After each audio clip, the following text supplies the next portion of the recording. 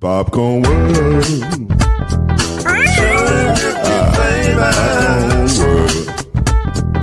Popcorn World. Yeah.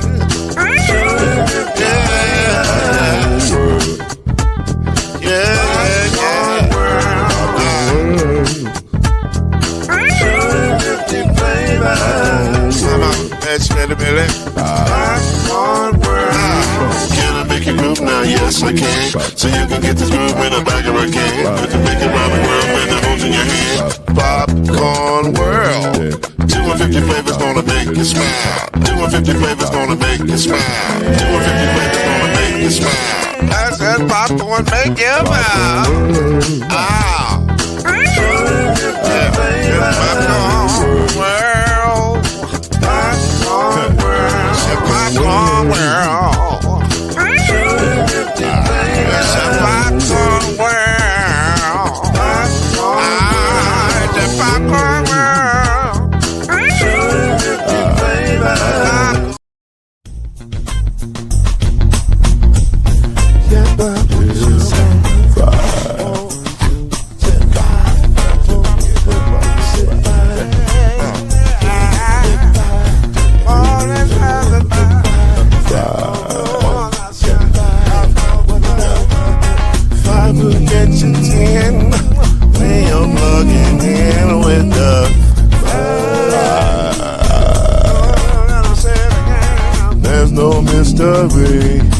Let's make history with the five.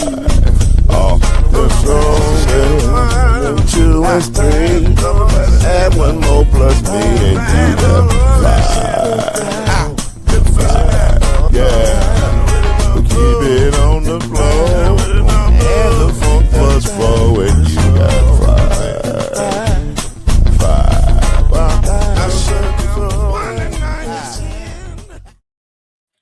Yes, sir. Glad to be here with you tonight for another edition of it's the wrong way. The 5. Chad Major over there. Chad Major's right over there. Byron Lusby's right there. I don't know if I can angle it right. It's weird. It's a weird angle. Right there. There you go. That's Byron Lusby. All right. Your man Lloyd Spence, Mr. Noise, in the building. Glad to be here with you. It's hot. Let me just stop fronting like it ain't. It's hot, man. Lord have mercy. It's hot. And I'm sending early prayers to the people that ain't got no air conditioning. I'm sending early prayers to the people in Gary, Indiana. They ain't had electricity for a whole 7 days. It's hot. It's too hot for that. Okay. I just wanted to get that out the way. Now I feel like we can do the show. Sometimes you got to get all your inner stuff out, Byron. That's how that is. It is hot, though.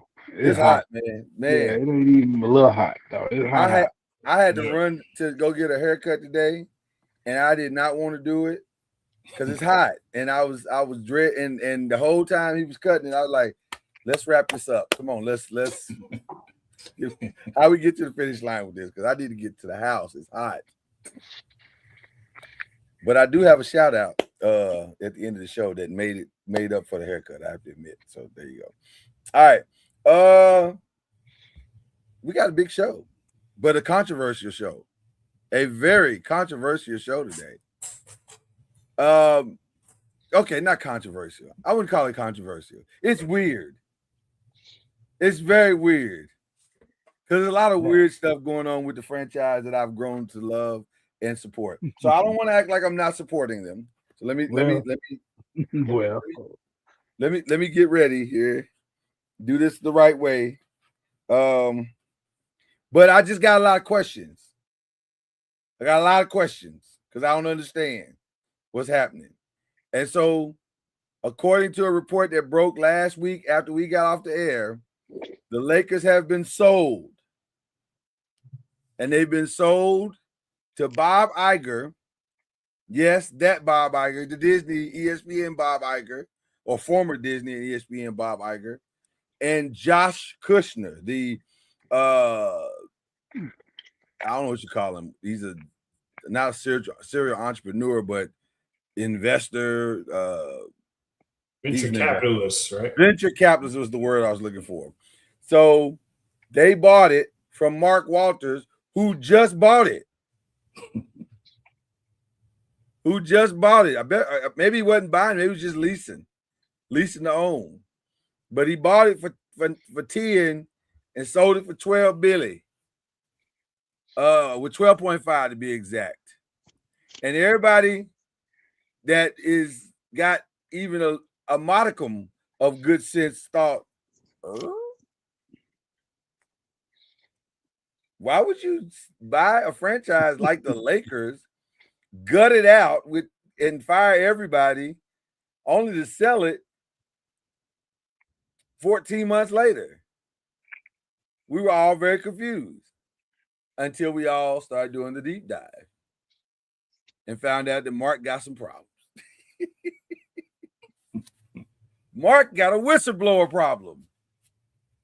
Apparently, a whistleblower at his establishment, one of his insurance companies in Delaware, of all places, said, "Hey, man, I'm not sure what's going on with our asset management here in Delaware and at the company as a whole, but how we get this $16 billion loan?"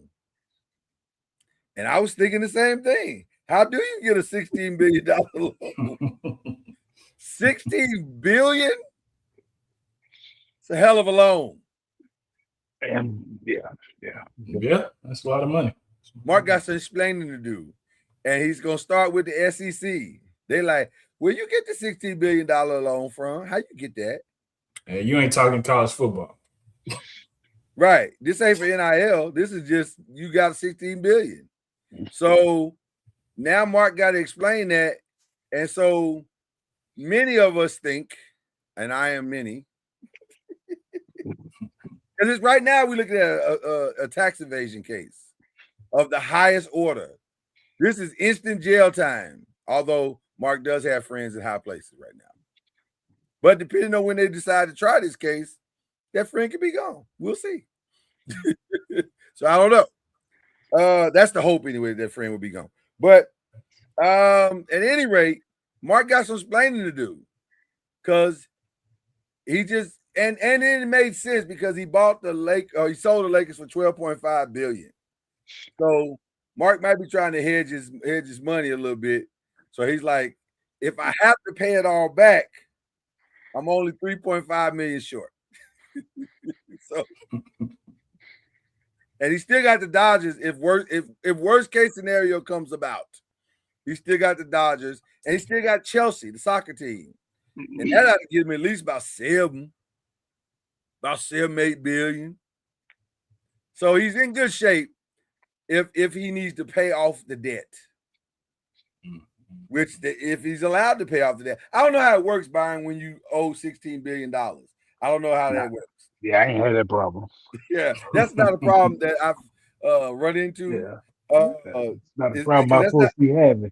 Because that's not like a payday loan. That's like you really owe it. No, yeah. You can't. Well, he did. It's like he did take the Lakers to the pawn shop. So how much you gonna give me for this? How much will you give me for this team. Yeah, how much you got? How much can I get for the Lakers? This shiny new thing I need bought. money now, not now, but right now. Which, if you're gonna buy a team, I mean, that would be the one to buy. Yeah. I mean, especially when you go to take buy- it back. Yeah, you're gonna flip it. Like he flipping like he flipping houses. Shout out to Mark, who started a And brand then- new reality show called Flip My But did he? Franchise. But the crazy thing is, the two buyers, people don't even know if they got the money. Well, It's now no listen. good thing that they got the money. Well, now listen. Listen, we got so many places to go with this story. He sold it to Bob Iger, who I would assume is doing okay. Having been the CEO. He's not doing that good. I didn't know he was doing 12.5 billion good. He's not. Right. And I don't even know what Josh Kushner, I don't even know what he does really. Like, I heard him say venture capitalist, but what is he ventured into? I don't know any of his businesses. I'm sure I could Google it, but even when I Google it, I'm sure I would know what they are. It's a tech healthcare company, and what does that even mean? Something like a Teladoc, I guess. I don't know. Teladoc is doing that well. Like my daddy. I mean, like my daddy and my brother and his father-in-law. I'm in bed with them. It may be a front business. It may be a front business. I don't know. Absolutely. Well, needless to say, they technically have bought it, and as business would have it, the Buss family was like, "Shoot, 12.5, shoot, we want in on that." And so they was like, "You can have these little 18 share or 17.5 shares. You can have these little 17.5% shares and take that money and give us our loot." Well, sort of, because Jeannie Buss wasn't with it. She was like, wait, hold on.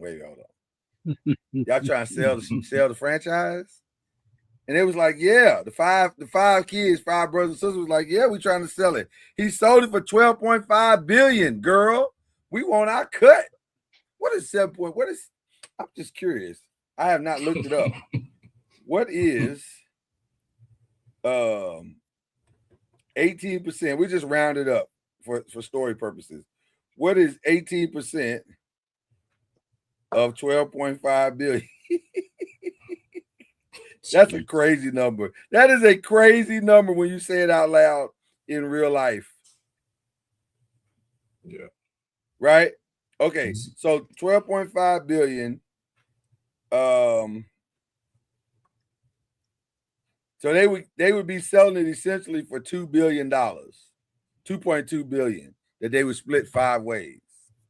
It's not bad. It's not a bad day at the office at all. I don't think their daddy paid near that amount for the franchise. Yeah. No. So I think their daddy would call that a win. But Jeannie don't want it.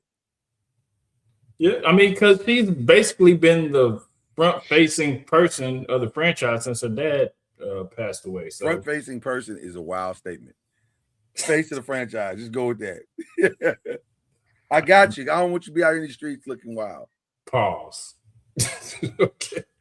But yes, face of the franchise. I don't know why you paused me just then, because that was like I'm pausing me.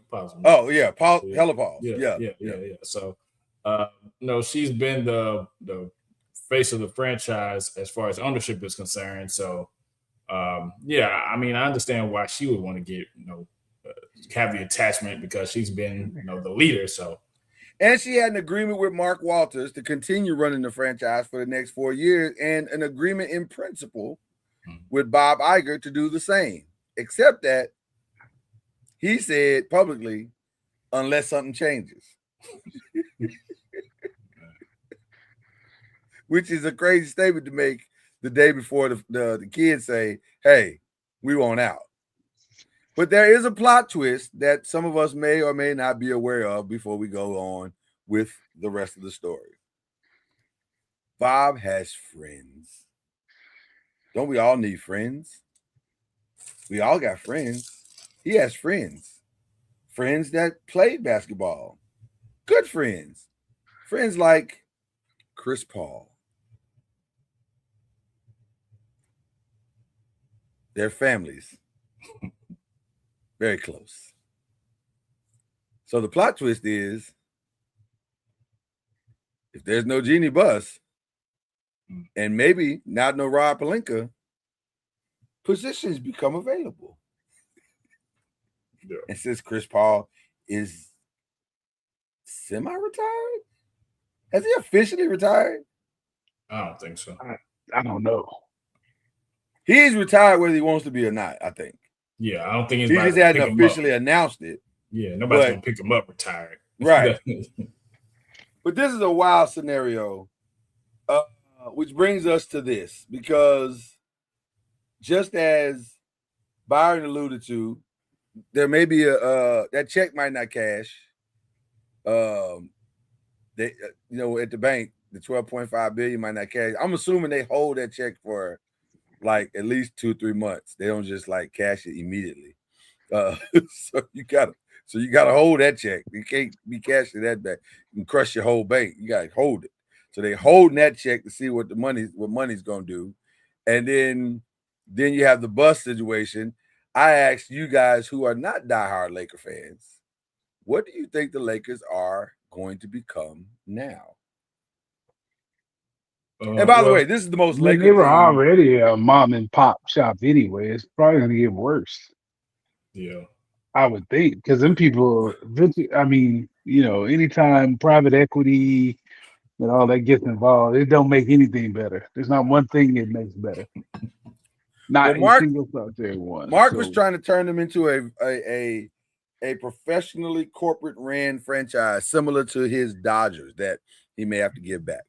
I think that's still going to be the model. I just don't think it's going to be the way that Mark Walters has done it, but I still think that's the model as far as, because Bob Iger, he's global. His influence is global. So I feel like they're going to try to at least, put that corporate blueprint on it. I'm not sure how that's going to fall on the basketball side. I don't know how that's going to make y'all more aggressive or, what your decisions on the basketball side is. But I mean, Lakers already known he's going to probably, try to do something to make him just known globally, as far as more known globally. Yeah. I don't know how much more you can be known globally than the Lakers, but okay. I'll say this, and this may come to a shock to some, maybe not to others. For the first time since I've been a Laker fan, I can honestly say the kids are right. The brothers and sisters are right. If there's a $12.5 billion sale and you can make $2.2 billion out of that sale, what are we doing? Why are you trying to hold on to a franchise that essentially you don't own anyway? What are you doing? For the ego of it all? I think Jenny, and I love Jeanie Buss, and I'm super thankful for the things that she has been able to accomplish with her family and even in her tenure of its own. I'm super thankful for that. And also, everything comes to an end. And it feels like the Lakers, in some form or fashion, are coming to an end under their leadership. And that's okay. Like, nobody's ever going to forget the Buss family and their contribution to basketball lore. I would assume that they're probably Jeanie Buss will probably be in the Hall of Fame for being one of the first female governors / owners, successful female / owners. The only one that I know of that won a championship, right? I don't think there's any other female owner that's won a championship that was at the head of it. So there's a lot for her to be excited about, and she did her father proud. But also, it might be time to walk away and just let it go. Like, why are we? So now they're going back and forth. And by the way, it's so Lakers for this to be turned into a reality show. Like, that's completely on brand. But it's I don't know. I side with I didn't think I would, but when I sat back and thought about it, I said it's probably time. But I asked you guys, how do you feel about that? Do you think she should fight it and try to remain for the next 3 or 4 years. She had 4 years. She now has 3 years left. I actually have a question about that. Do you think she's protecting, since you're a Laker fan, was she protecting the Lakers or was she protecting possibly the family legacy? Which one do you think that? Yes. Either all of it. Yes. And even more specifically than the family legacy, she was trying to protect her father's legacy. She is a daddy's girl through and through. And I think her thought process is, my dad would never do this, or at least not this way. I need to be here to make sure the transition is smooth, blah, blah, blah, blah, blah. All the things in her mind. When the truth of the matter is, her dad ain't never seen $12.5 billion in his lifetime. So if somebody offers you $12.5 billion, which is a ridiculous amount of money in any lifetime,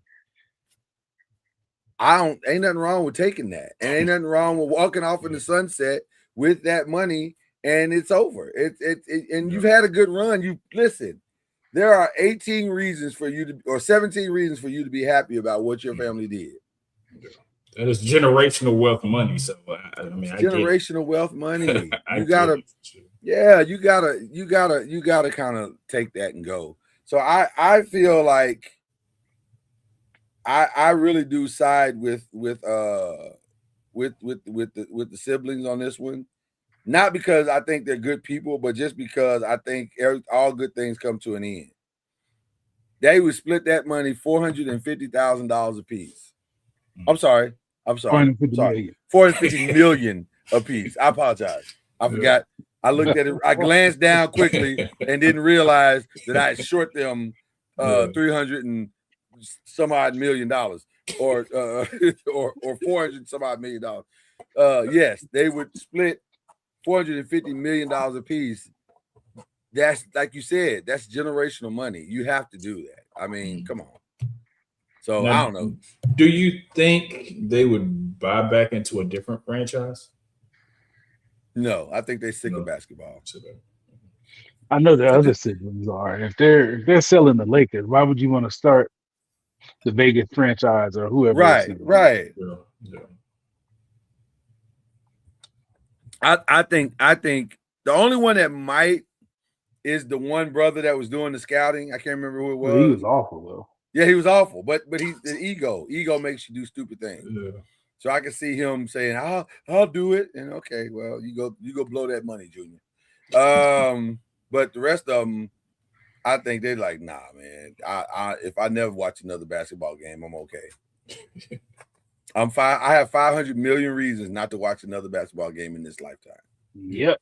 Yeah. So, I don't think that's a bad situation at all, but it's a crazy situation, and you know, the only thing crazy in this right now is the Kawhi Leonard situation, because that's just stupid. I don't understand that at all. Did y'all hear about that this week where they said that Ballmer technically didn't give any money to anybody? Yeah. And Pablo, I know Pablo was like, I'm not saying he did. I'm saying they found a way. He gave money to the company, and the company gave the money to Kawhi Leonard. Nobody ever said that they directly funneled money from themselves to this company, Ascension. Mm-hmm. He's saying by buying into Ascension, it gave them a direct pipeline for Ascension to pay or have endorsement players from their marketing department or whatever it was, promotional department, whatever it was. So I don't know. I don't know how that's going to end. I feel like they're going to try to make Kawhi hold the whole bag. That's what it feels like is going to happen.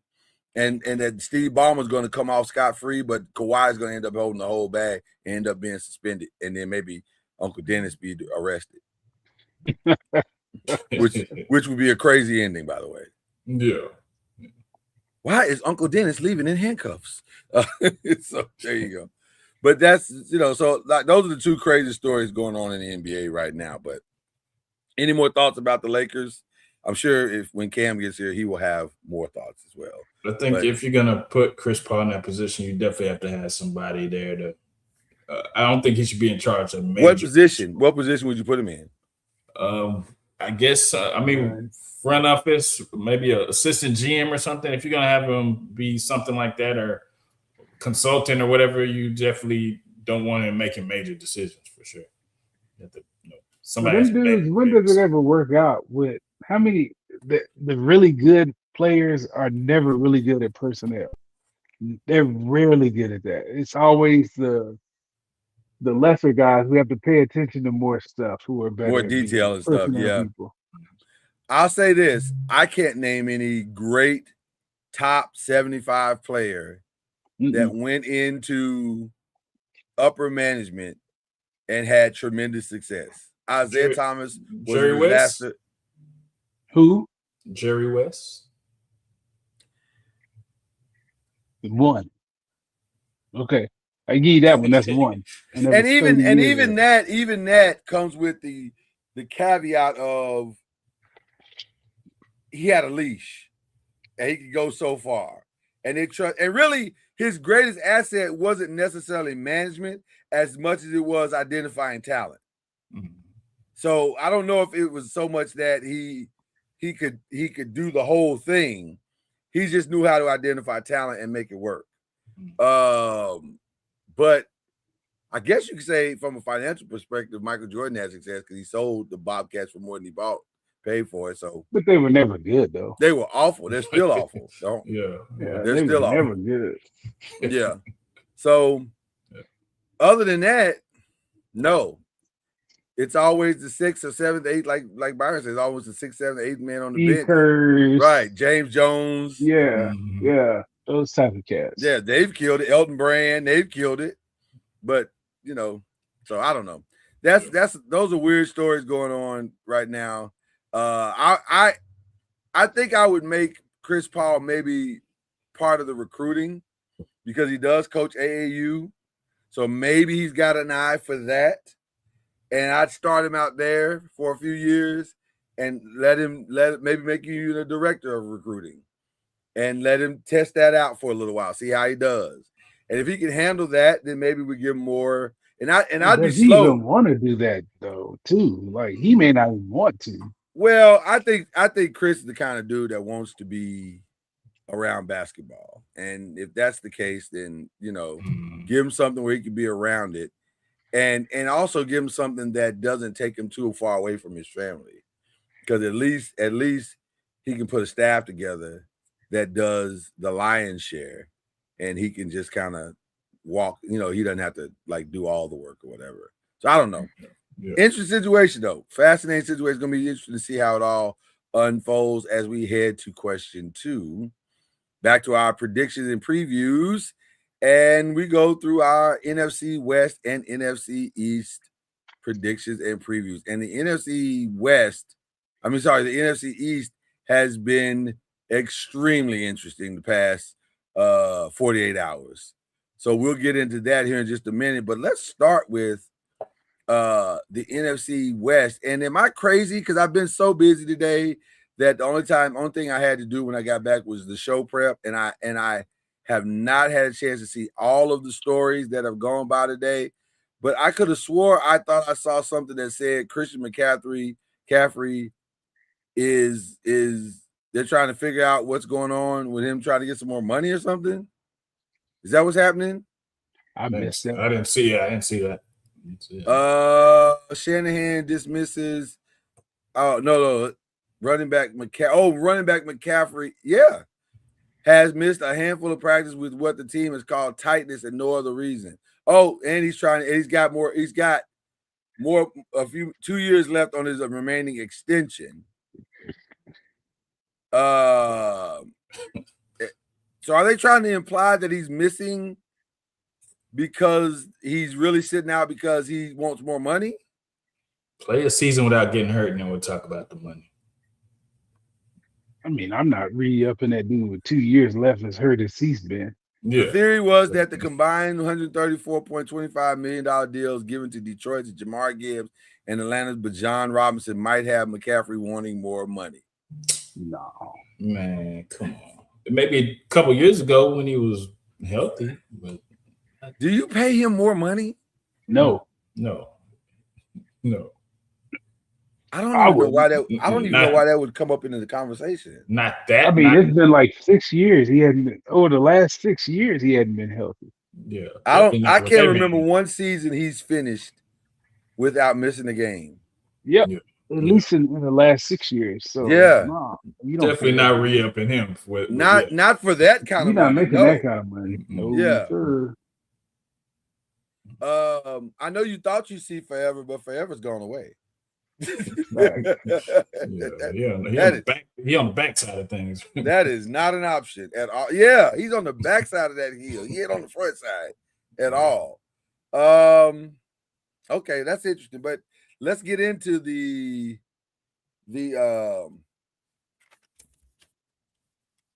NFC West and what we think is going to happen with the NFC West. Who will be the most dominant team?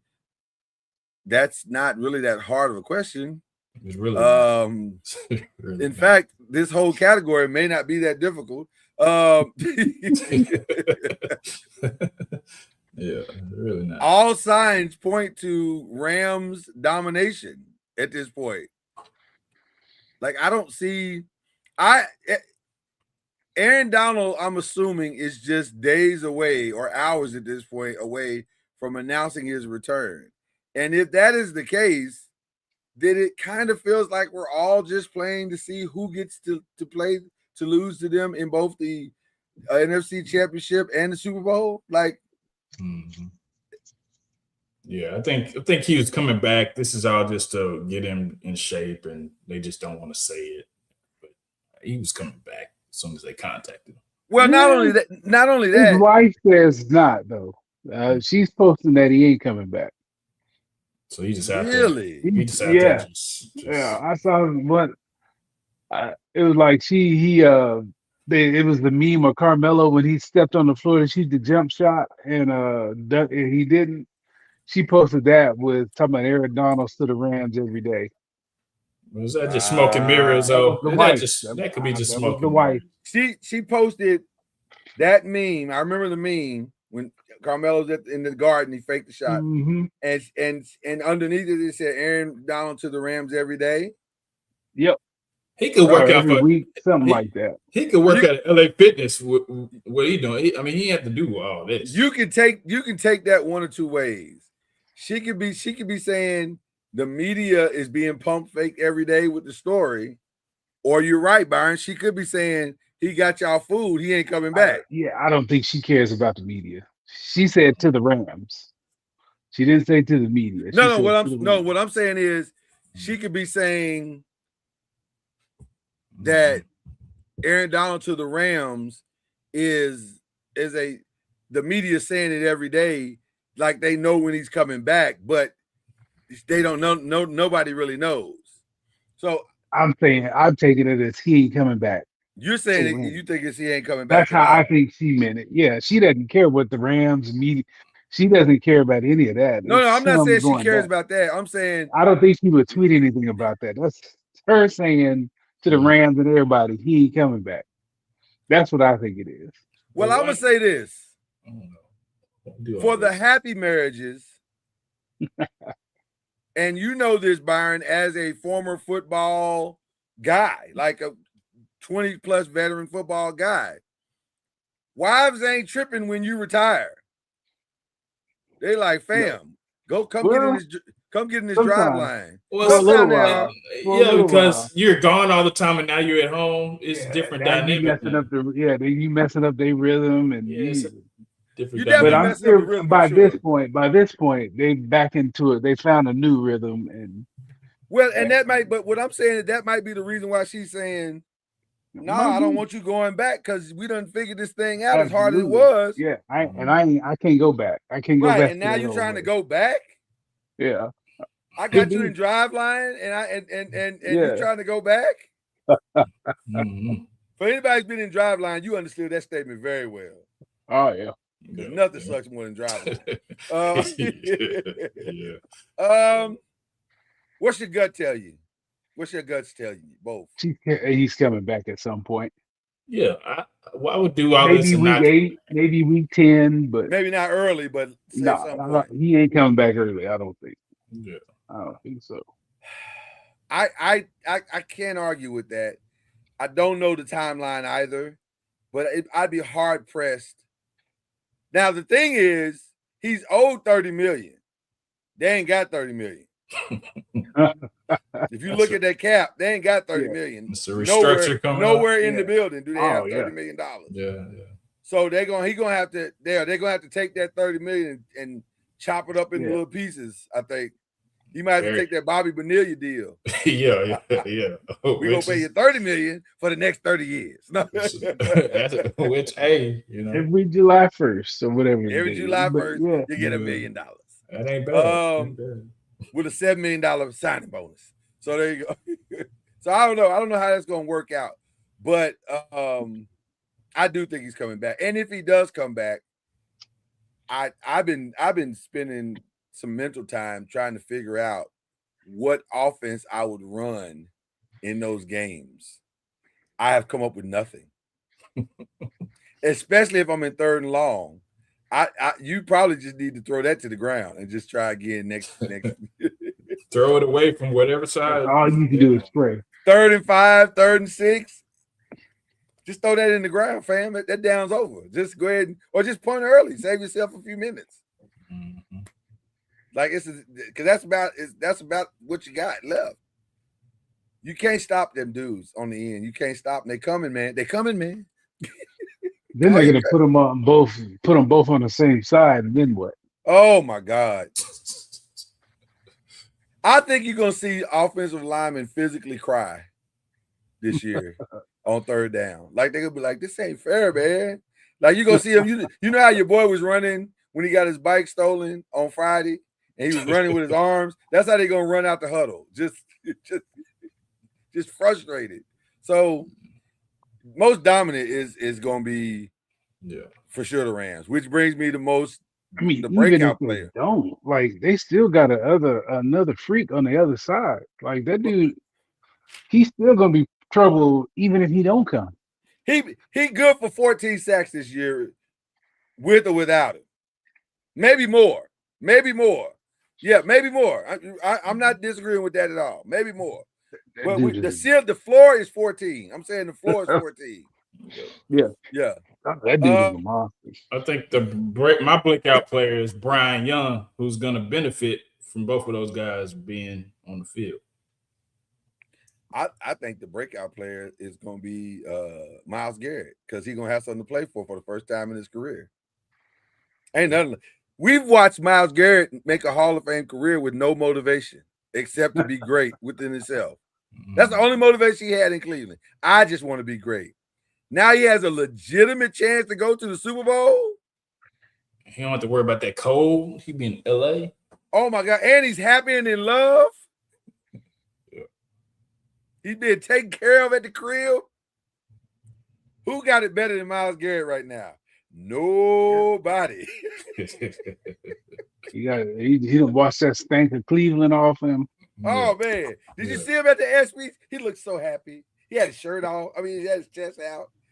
He turned around to his girlfriend and said, I just want to thank my lady Chloe. I said, this ninja is feeling good. Mm-hmm. He'd have had his toes in the sand. He's feeling good. I think he's the breakout. I think we're gonna be talking about Myles Garrett in a runaway.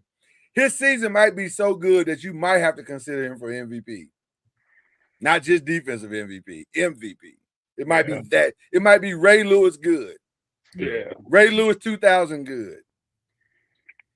So that's my breakout. Who you got as a breakout, Brian? I don't know these teams well enough to. I don't know. Okay. I don't know rosters like that. So, and I don't watch preseason stuff. I'm not sure in the NFC West this question is relevant because the Seahawks are going to be good. Mm-hmm. The 49ers might be good, maybe. I think they'll be better than people think. Yes, there'll be moments of goodness. Okay. Mm-hmm. Although CMC being hurt, and I think George Kittle was out a couple of practice games as well already is not a good sign for a great season, but we'll see. But I just don't think none of it matters. I don't think the Rams are going to be beat by anybody. They're going to threaten Miami's record if everybody stays healthy and does their job. Yeah. They'll have a legitimate shot to threaten that record. Best offense? Same. I think it's the Rams. Same. Yeah. Might have to be all across the board at this point. When you have a lot of chances to score, you usually score. Yeah. You usually score. And when you don't have to put up a lot of yards and points, things work out. Yeah. We're talking 17, maybe. If you can get to 17, it's probably a win. If you get to 21, it's a blowout. Yeah. So, best defense, that's insulting. Let's go to division order. With or without him, they got the best defense. Not close. Yeah. All right. So division order, I think we've already solidified that in saying that it's going to be the Rams. Who are we playing for second? Seattle. Okay. Followed by San Francisco. San Francisco and Arizona. Bringing up the rear. Yeah. How soon do you pull Jacoby for Carson? Or do you start in week 1? No, I don't. He ain't that type of dude. I think by week 3 or 4. They were talking about he was coming out of preseason game. Oh my God, he was amazing. I'm like, is there a one? Is there a one on the field? Is there a one on the field for Carolina right now? And even if it was, they're playing unless you're Brian Flores, you're playing like base stuff that we're gonna get into that in a minute too. What was that about? The hatred, Brian, the hatred. It wasn't the hatred. I mean, your back is the one that tricked it off. Well, no, listen. Like them, it's a non-story. Well, they fixed that today. I don't know what he was thinking. Hey, 100% Tyrone Tracy is maybe looking for a job. Like that was. I don't know, like the angle he took, where his eyes were, like what in the what are you looking at? I think he just forgot the play.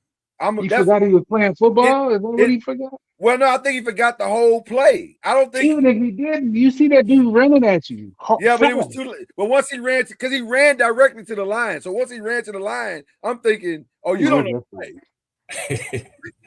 Because that made no sense what he did. I agree with you. Yeah. I was like, no, I get you. I get what you're trying. You're trying to explain the unexplainable. I'm trying to explain the unexplainable. I get it. Yeah, I get it. Yeah. Because I was like, what? Because at first when I saw it, we were at the Big 3 stuff, and I didn't see it. But when I saw it, I was like, oh, Flores, it wasn't as bad as I thought. The bag just tricked it off. Yeah, at first I agree because we was in the group chat and you said it was a stunt. I was like, okay, it does look like that. But then when you watched it back, you're like, no, he just missed it. A cat blitz. I mean, people don't run those very much. Right, not too much in preseason, but still. But that one should have got blocked. Like it ain't like he came scot free, but he shouldn't have. He should have got blasted. And to his credit, it should have and could have been worse. Yeah. Because he hit him full. He hit him. I wouldn't say he hit him full speed, but he hit him with hit him with enough impact to make. Yeah, exactly. Yeah. So, I think Arizona is clearly going to be in the bottom. Save that dude to like week 12. Like wait till way late in the season. Let that kid have a bunch of games he's watched, and don't throw that kid in the fire. Yeah. But it's Arizona though, so chances are. This is fair. And then the running back is out. Like you don't know when he's going to be back. Hey man. And I text Chad this. I said, when you are out preseason, it's gonna be a long ass season. He should have just got like 4. Yeah. Like give him 4 or 5 carries and then have him sit down. Yeah. I didn't understand. I don't understand what they were trying to prove with him. Give him a cursory 3 or 4 carries, and then all right, come sit down. We were trying to give him some game action. No, you don't need that kind of game action. No, they were doing that. A running back doesn't need that at all. Yeah, they're doing too much on that. So. Yeah, that was crazy. That man's out for the week in preseason. It's a high ankle sprain. Those linger. Like I there's was no gonna say telling. he Yeah, might that's be not. out until the start of the season. Yeah, those can take a while, Yeah. Mhm. All right. depending on how much that bone is separated. So All right. Yikes. Well, let's get into the NFC East, which is slightly more complicated. It became a little more interesting when Von Miller said, "I want to be a Cowboy." And so Jerry said, "Well, come on and play for me, man." And since he lives in Dallas, it worked out kind of nice. He was there 5 minutes after he got off the phone. He just got on. He got on LBJ, and so drove over to Frisco, took the tollway and drove right over to the start. And Jerry said there might be some more stuff to come. He's open to whatever it takes. Whatever it takes. I'm all in. Tyrone Tracy really did screw up bad. So much so that they brought in Najee Harris today. And they said they're not done. And Najee sounds motivated. He sounds very excited to be there. And it was interesting because I think last year, the other Harbaugh brother that he was with, I think he was starting to figure some things out. He got there a little late, but when he got there, he started, they were starting to move him into more game stuff. And then by the third game, the game he got hurt, they were saying we were going to feature him more, but that was the game he got hurt and towards ACL. And so he seems very motivated to try to revive his career. So I do think either Devin Singletary, who hurt himself, or Tracy, one of them is the odd man looking out. I don't know, because if Tracy keeps having brain farts like he had, this is a no-brainer. in the regular season, your quarterback is dead. Right. Yeah. This is a no-brainer. He is bleeding out of his mouth. Yeah. Is Scatterbo healthy? Is he back? He's probably about 92, 93%. He's doing backflips and stuff. Yeah, he's Yeah. doing but not good ones. Like he ain't doing good ones yet. I noticed that there was a play in the game where he got the first down, but he took it really wide, which had me thinking, okay, is he feeling a little bit of tinge on that leg? And he's saying, I'm not ready to turn in, because he could have turned in and he didn't. And so I was thinking maybe he's not quite there yet. And the way that they're bringing him along says that he's not quite there yet, but he should be there week 1. So we'll see. We'll see. Another reason why they probably brought Najee in as well. After looking at that game tape, they're probably thinking, let's not overuse him early because we're gonna need him late if we start to make a run. So there you go. And his running style ain't conducive to him being healthy. Well, if he's going, listen. He said in the interview, I've been told. I know you got to say it. Go ahead. I've been told that I need to. They don't mind me running people over sometime, but I need to look at how I'm losing yardage by just not taking an extra step left or right and getting a couple of extra yards trying to go around people. And I was like, I hear what you're saying, but you're probably not gonna change that much. If you could, you would. Right. If you were a run around you type dude, if you could, you would. And also if you've been working all off season on run around type moves, then okay, I'll buy that. But I think we're probably just going to be run through guys for the rest of our career. Good. Yeah, jump in. His parents made that decision for him 20-something years ago.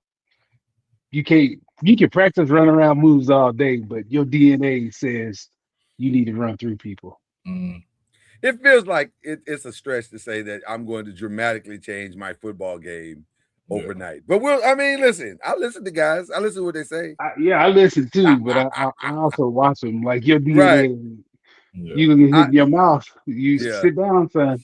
Yeah, this ain't Arizona State. You got a short shelf life anyway, so and ego is not gonna let you, because if you run around and getting tackled, you're gonna be like, hold on, you think you can tackle what me? Works for you, because you try to hop step and you lose momentum, and it's gonna be a 300-pound dude hit you right in the mouth.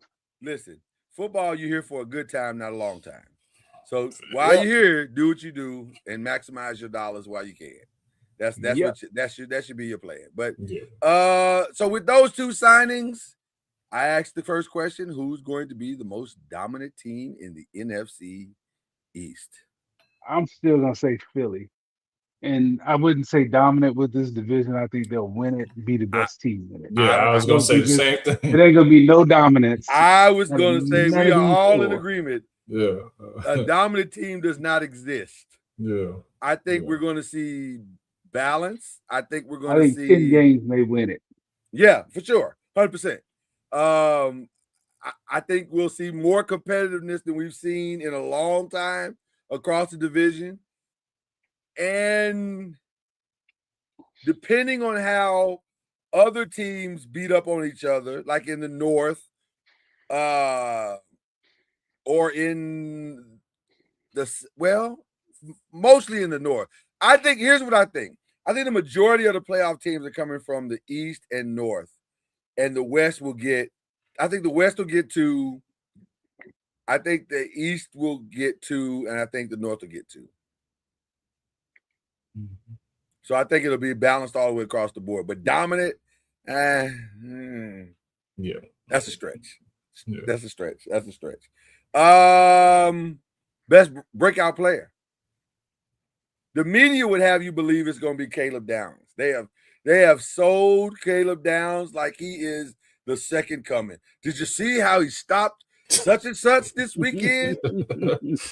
I was like, yeah, I saw how he stopped the third wide receiver on that team. He was amazing. Yeah. Breakout. I did a little research. Okay. You know, out of modern Hall of Famers that played safety, you know who the least amount of interceptions that a Hall of Famer has? Is 6. He's got 4. In his lifetime. 4. Yeah. Mm. So now a guy who has 4 in a lifetime. Now, and the guy who has 6 is Troy Polamalu. So, right. Which, by the way, that wasn't his ministry. it turned into it in the NFL. Though. It turned into a little bit in the yeah. I'm but just his saying, real pump the ministry brakes. was and I'm not disruption. saying Caleb Downs ain't gonna be good. I'm not saying that, but just pump the brakes because the numbers and past performance says he's not gonna be a ball hawk. I'm with all you. I'm not saying he's gonna be great either. I'm Pump the saying brakes. what is his real, because they're trying to say now, and all the video is coming out to saying now is that he's going to be a cover type corner.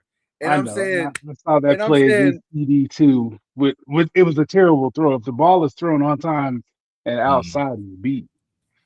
Even though he diagnosed he fell. I like if the ball is thrown as soon as he's on the ground into his outside hand, it's a touchdown.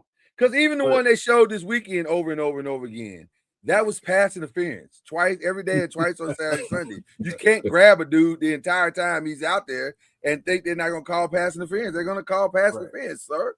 So I'm just trying to understand what he's going to be great at. Is because a guy with 4 interceptions ain't going to all of a sudden start being the best cover in the league. He's not going to be Darrelle Revis, right? He's not doing that. So I'll buy that he's going to be good. I'll buy that he may be even impactful to some degree. But at what? I'm asking you, Chad. I'm really asking. I don't know.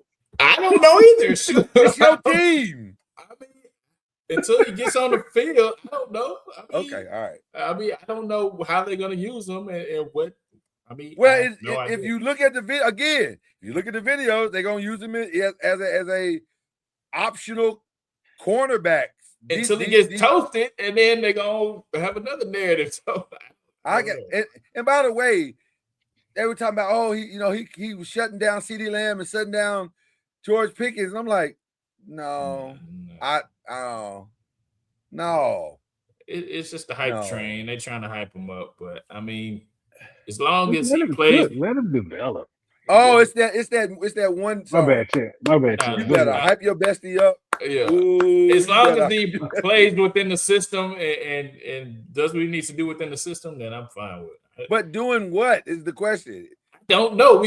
Let me call Christian Parker. Hold on. Call Christian Parker while we talk about I don't best know. offense.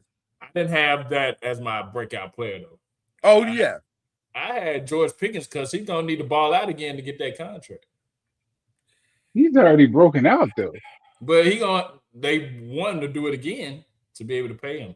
Why does he have to do it again, Jerry? Because Jerry is Jerry, man. Jerry's a jerk. They want him to break out again. They want to see if there's a fluke or if he actually like that. So I think he has to have another, productive season to secure that bag. Wow. So they can. He has to have another productive season to get the bag. Hey, Jerry. So they can. Hey, George. Good to see you, young man. Great. You're looking good. Listen, I know you got 1,400 yards and 9 touchdowns last year. Yeah. Can you do it again before we write you a big check? That's Jerry. That's Jerry. So if he don't do it again, he's not getting a big check. It depends on what the numbers look like.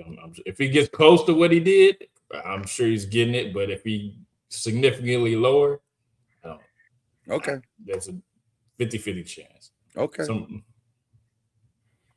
be with the Browns next year. Who you got as a breakout? Do you have anybody as a breakout in that division? No. I will say the breakout needs to be because I'm gonna tell you something, and I'm gonna take my glasses off for this one, and I'm also change hats. Goodness. I'm wildly uncomfortable with Jaden Daniels' situation. As far as what? First of all, I understand what you were promised at LSU under a different regime. I get it. Yeah, exactly. But to double down and to care about it while you in training camp, fam. And first of all, I'm not even 100% sure it's him driving this train. Because I'm going to tell you something, man. Oh, man. Every time Jaden walks into a room, I hear helicopter sounds. Because his mama is right there. It is. No, don't leave the screen now. He's trying to get some Jaden Daniel tickets. We've all seen quarterback. Bruh. I knew it was bad when old boy tried to go on a little simple date with Juju. And she sat right between them, and I was like, what is going on? Man, bro. The man can't sit with a friend? Like, they're not even official yet. They just hanging out. Man. And then, I don't know, listen, so much is AI these days. I don't know what's true and what's not. But I thought I saw a quote. I thought I saw her on the pivot talking about, I'm trying to protect him from all the stuff that's out there. And, ma'am, that is a grown-ass man. Like, yeah. What are you doing? She's not married, is she? I hope not, because her husband gotta be like, yo, if you don't come home. That's the thing when you treat your son like your husband. I'm stopping short of saying that because I don't know. Man. But also, it's wildly uncomfortable. Because why are you worrying about what's going on at LSU? You play for the Washington Commanders. And last year, you spent more time in a sling than you did on the field. Yeah. Should have had that conversation when he was still in school about retiring his jersey. No, he should have had a conversation with her like, mama, I got it. I got it. And it feels like this is going to end like bad for her. Like, I had a thought this weekend. Y'all tell me what y'all think. Most active professional sports mom is who? Most active? Like on that level where they're intrinsically involved in their son's career or in their son's affairs, period. The only ones I came up with was Jaden Daniels' mom, Kevin Durant's mom, but she's not really on the court. She just at the game. Yeah. She's at the game, and then she runs his foundation, and she does a great job. And she will cut you out if you do her son wrong. Shout out to Soror. And then she doesn't give helicopter though. She doesn't give helicopter. He's just a mama's boy by nature, but he's not. I don't think he's helicopter. Yes. But I was trying to think of who's the most helicopter. Lamar Jackson's mom's his agent, but you don't even see her really. Yeah, you don't. I wouldn't be able to pick her out of a lineup. That's for sure. Yeah. Mm-hmm. Don't love that though. If I'm being honest, I don't love that. I think that messes. But he seems to have her not in check. That sounds awful, but they have an understanding. She knows her. She knows they Yeah. you're here. This is what you handle. Yes. This. The Don't dynamics. try to come over here. You just Right. handle that, and Right. she does it. Right. Yeah. Same thing with Kevin Durant. Like, Yeah. Mom, I need you over here for Mhm. sure, but don't come over here. Like Yeah. LeBron. Sit down. Yeah. Right. I don't know. I mean, I can't think of any moms. That's what I'm like saying. It's Jaden, and I that's think- the list yeah. right now. She probably like a Chris Jenner type, like all in the business, all in the All in the She- videos. yeah. She more like Dancing. yeah. I watched the last quarterback thing featuring Jaden Daniels, You have to and watch I'm that. telling you, I was Mhm. watching it going, "Ooh, wow, this is a Yeah. lot. Good. Good. It's a lot, brother." And She that's no still- shade. I understand what she's trying to do. I get it, especially as a parent. But oh boy, She still had the room set up like he was still a child. I'm like, I don't know. It's, I mean, I still had that. Bruno had that till she's It's gone. my- I get that's Yeah, okay. yeah, I ain't Oh, tripping yeah, on yeah, that, but I yeah. was tripping on. That's okay. I was tripping on the level of involvement she Yeah. is in his day-to-day affairs. And I know she said, "Well, I'm his manager." Do you understand what that means, though? it's Like, probably managers manage the business of football. They don't manage Yeah. every aspect of a player's life normally. well. I mean, And she's in full block mode. And y'all know what the first word that goes before that. Definitely. yeah, yeah.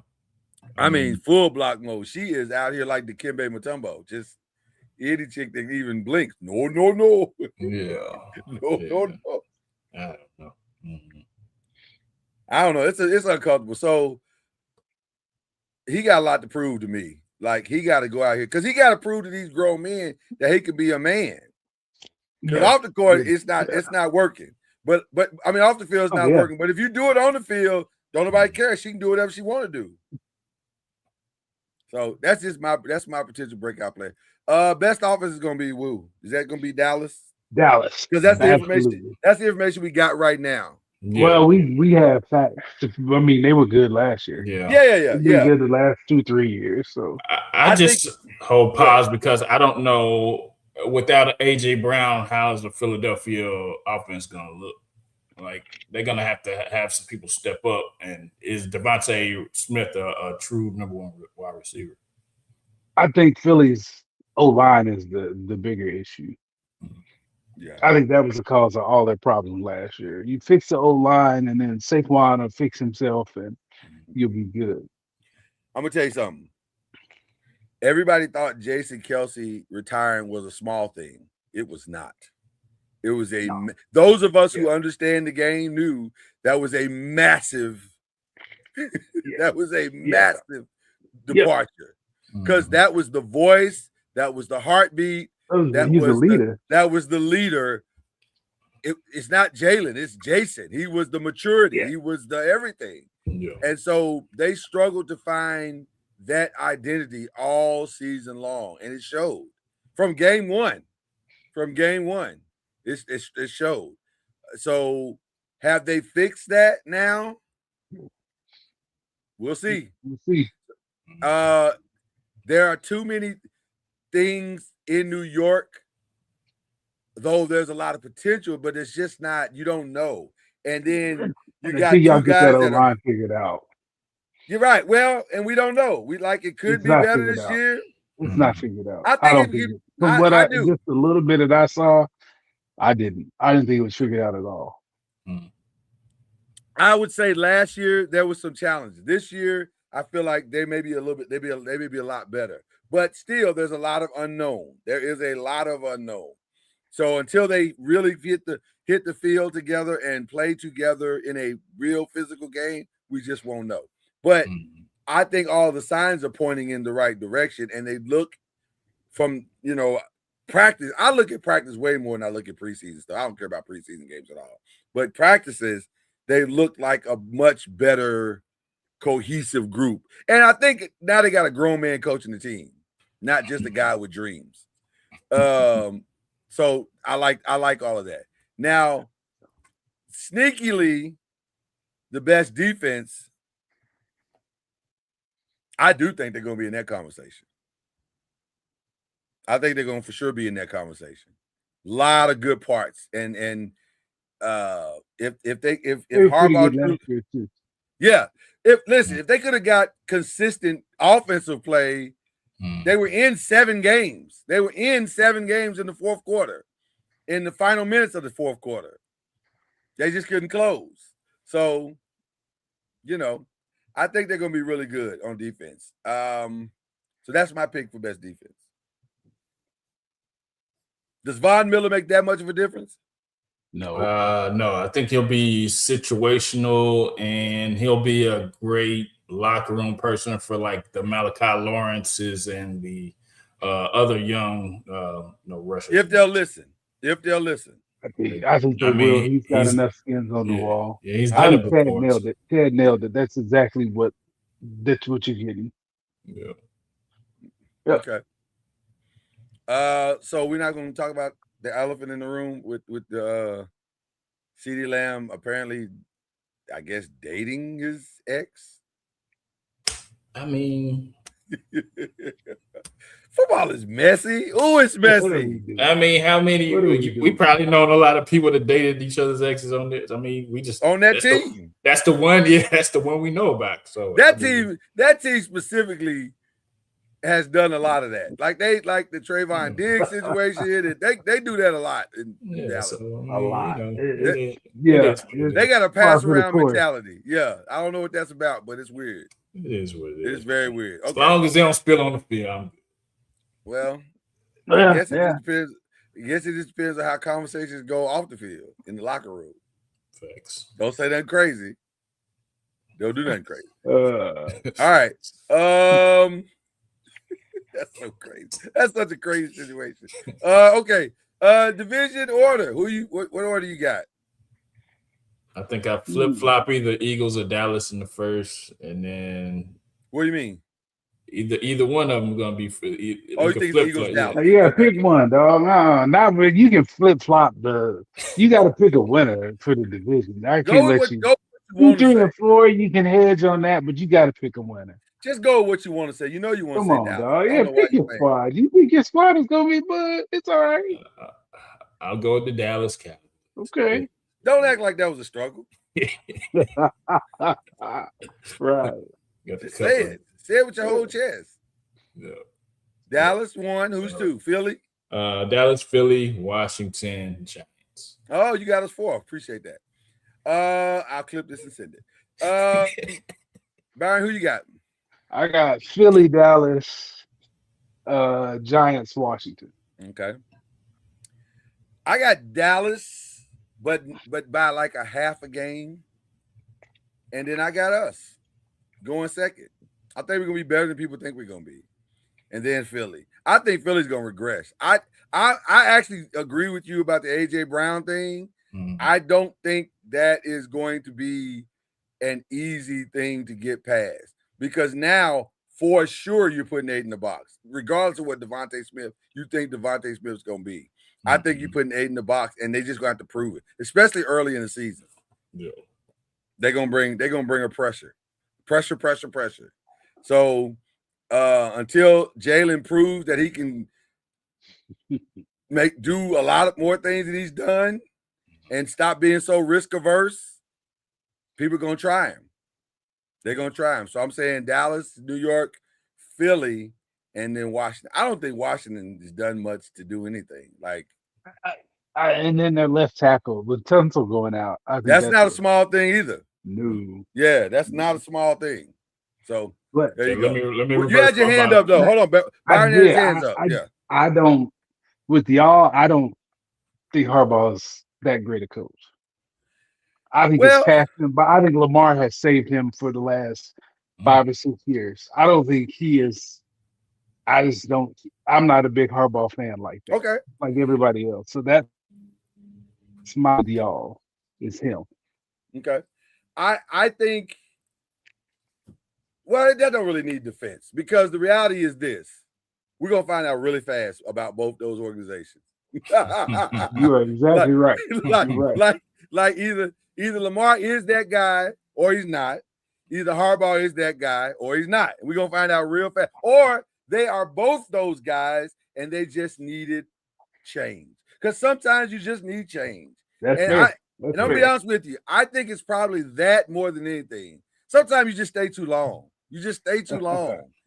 I think Andy Reid in Philly. Nobody saw Andy Reid becoming what he's become now because he was just okay in Philly. When he went to Kansas City, everybody's like, oh, okay.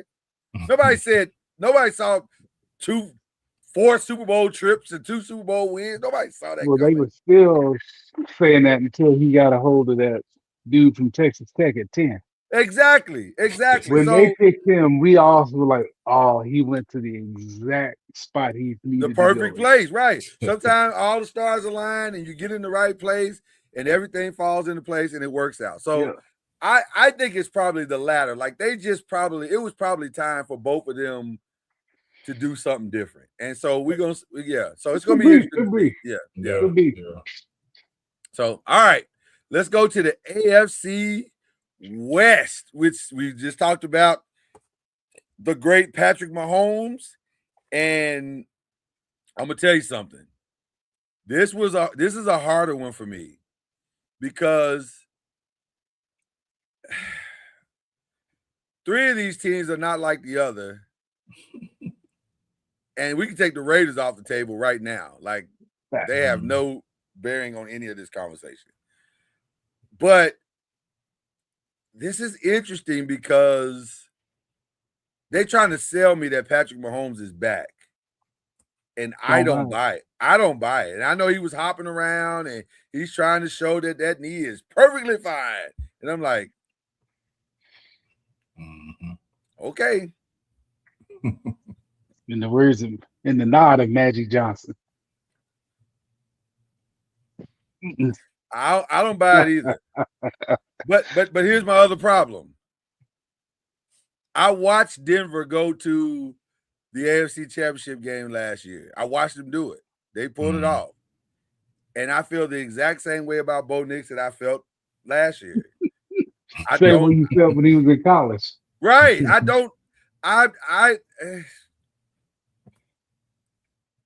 What are we talking about? Like, I don't get it.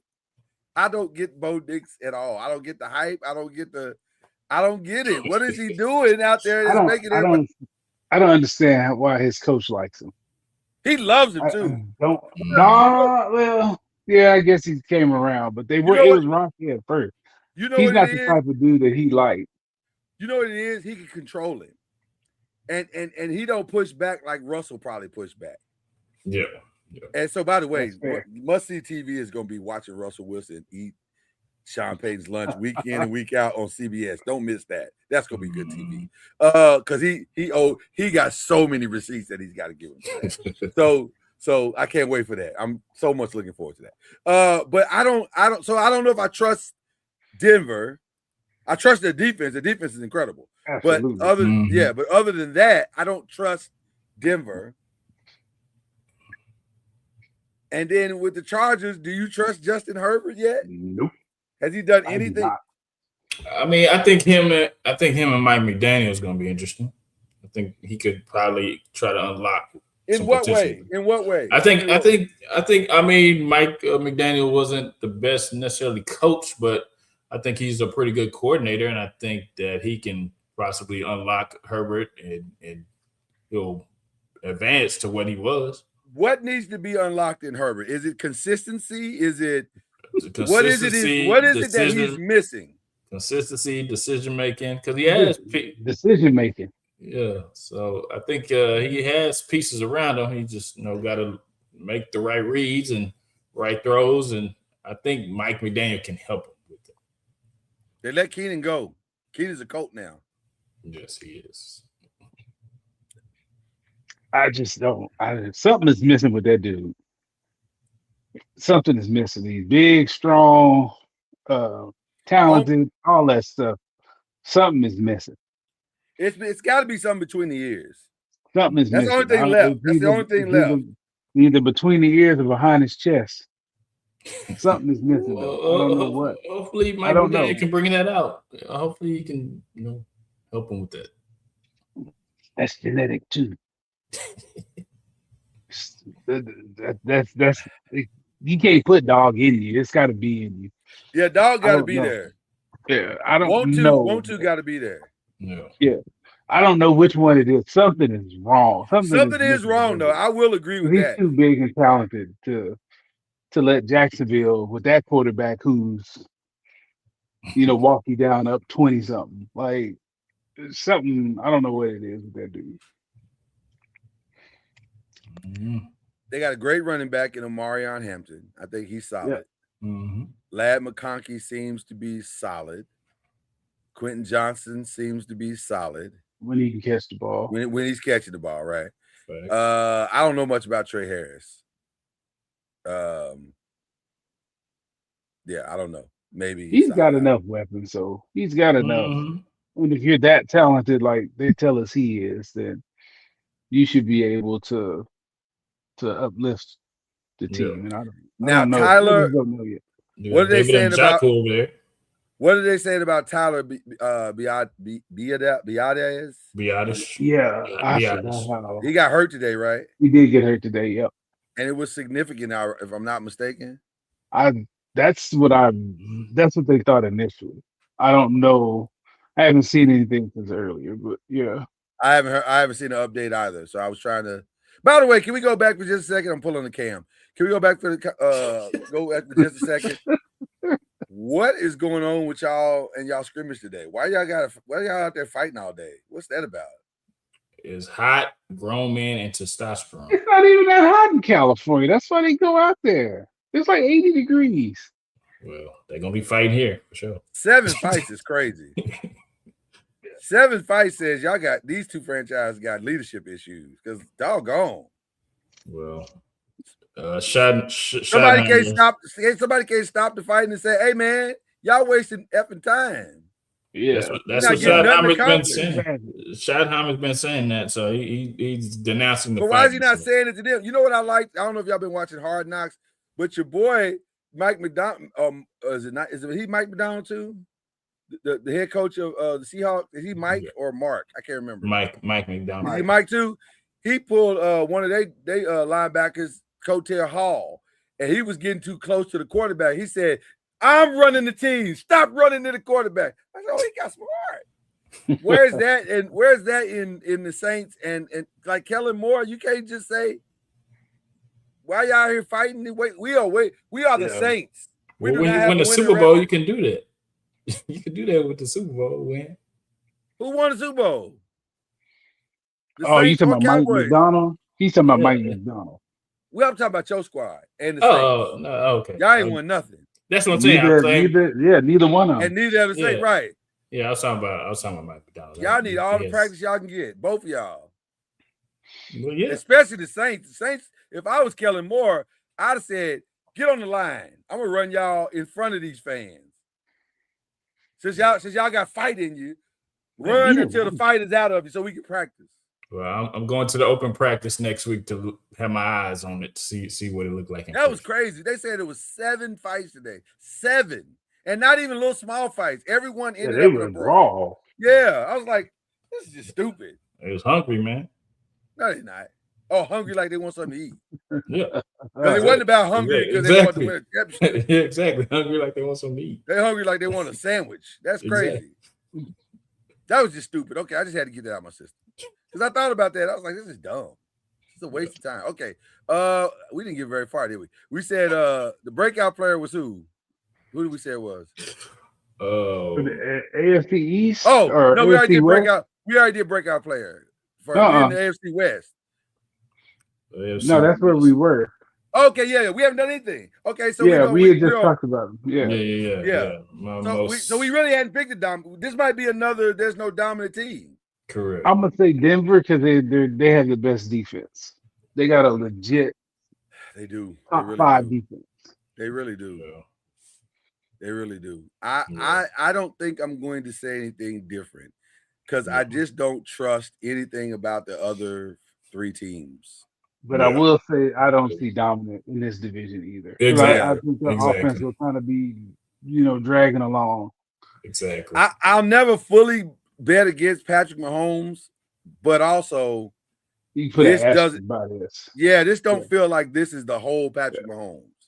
So I put an asterisk by Kansas City just due to his health. yeah. So we'll say Denver. They're third down. by default. Yeah. I got Denver, San Diego, Kansas City, and Oakland.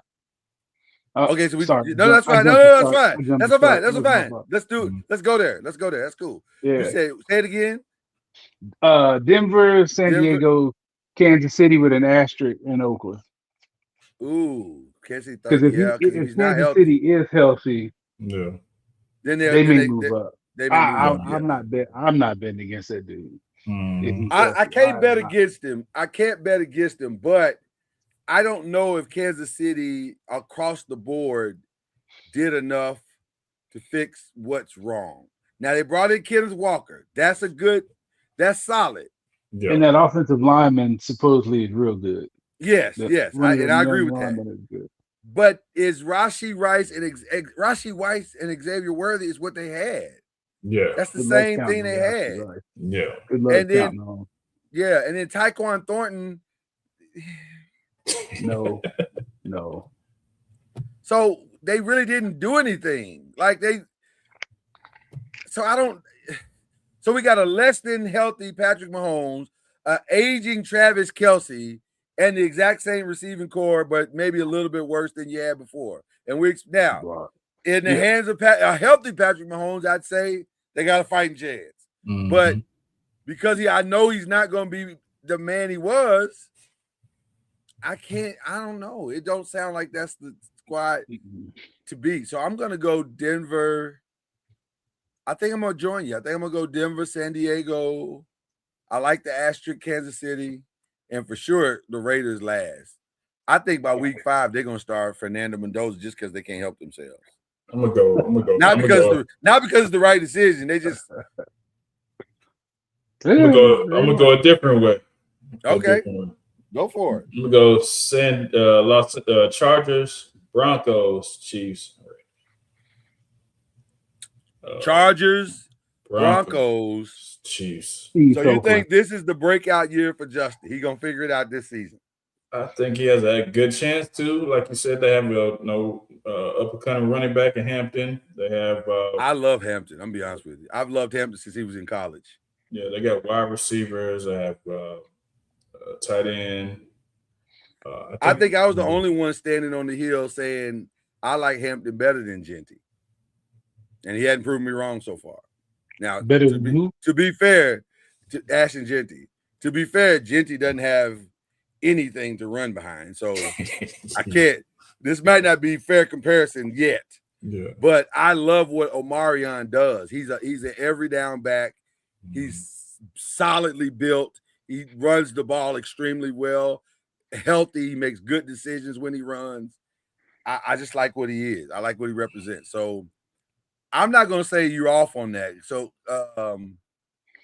I just think Denver's defense is just that good. Like it was able to get them to the Western Conference. Listen to me. The AFC Championship game last year. If they had half a quarterback, they'd beat New England. He's so bad. I just don't get it. So does he improve? Like no. In what? No, he was hurt. He was hurt in that game.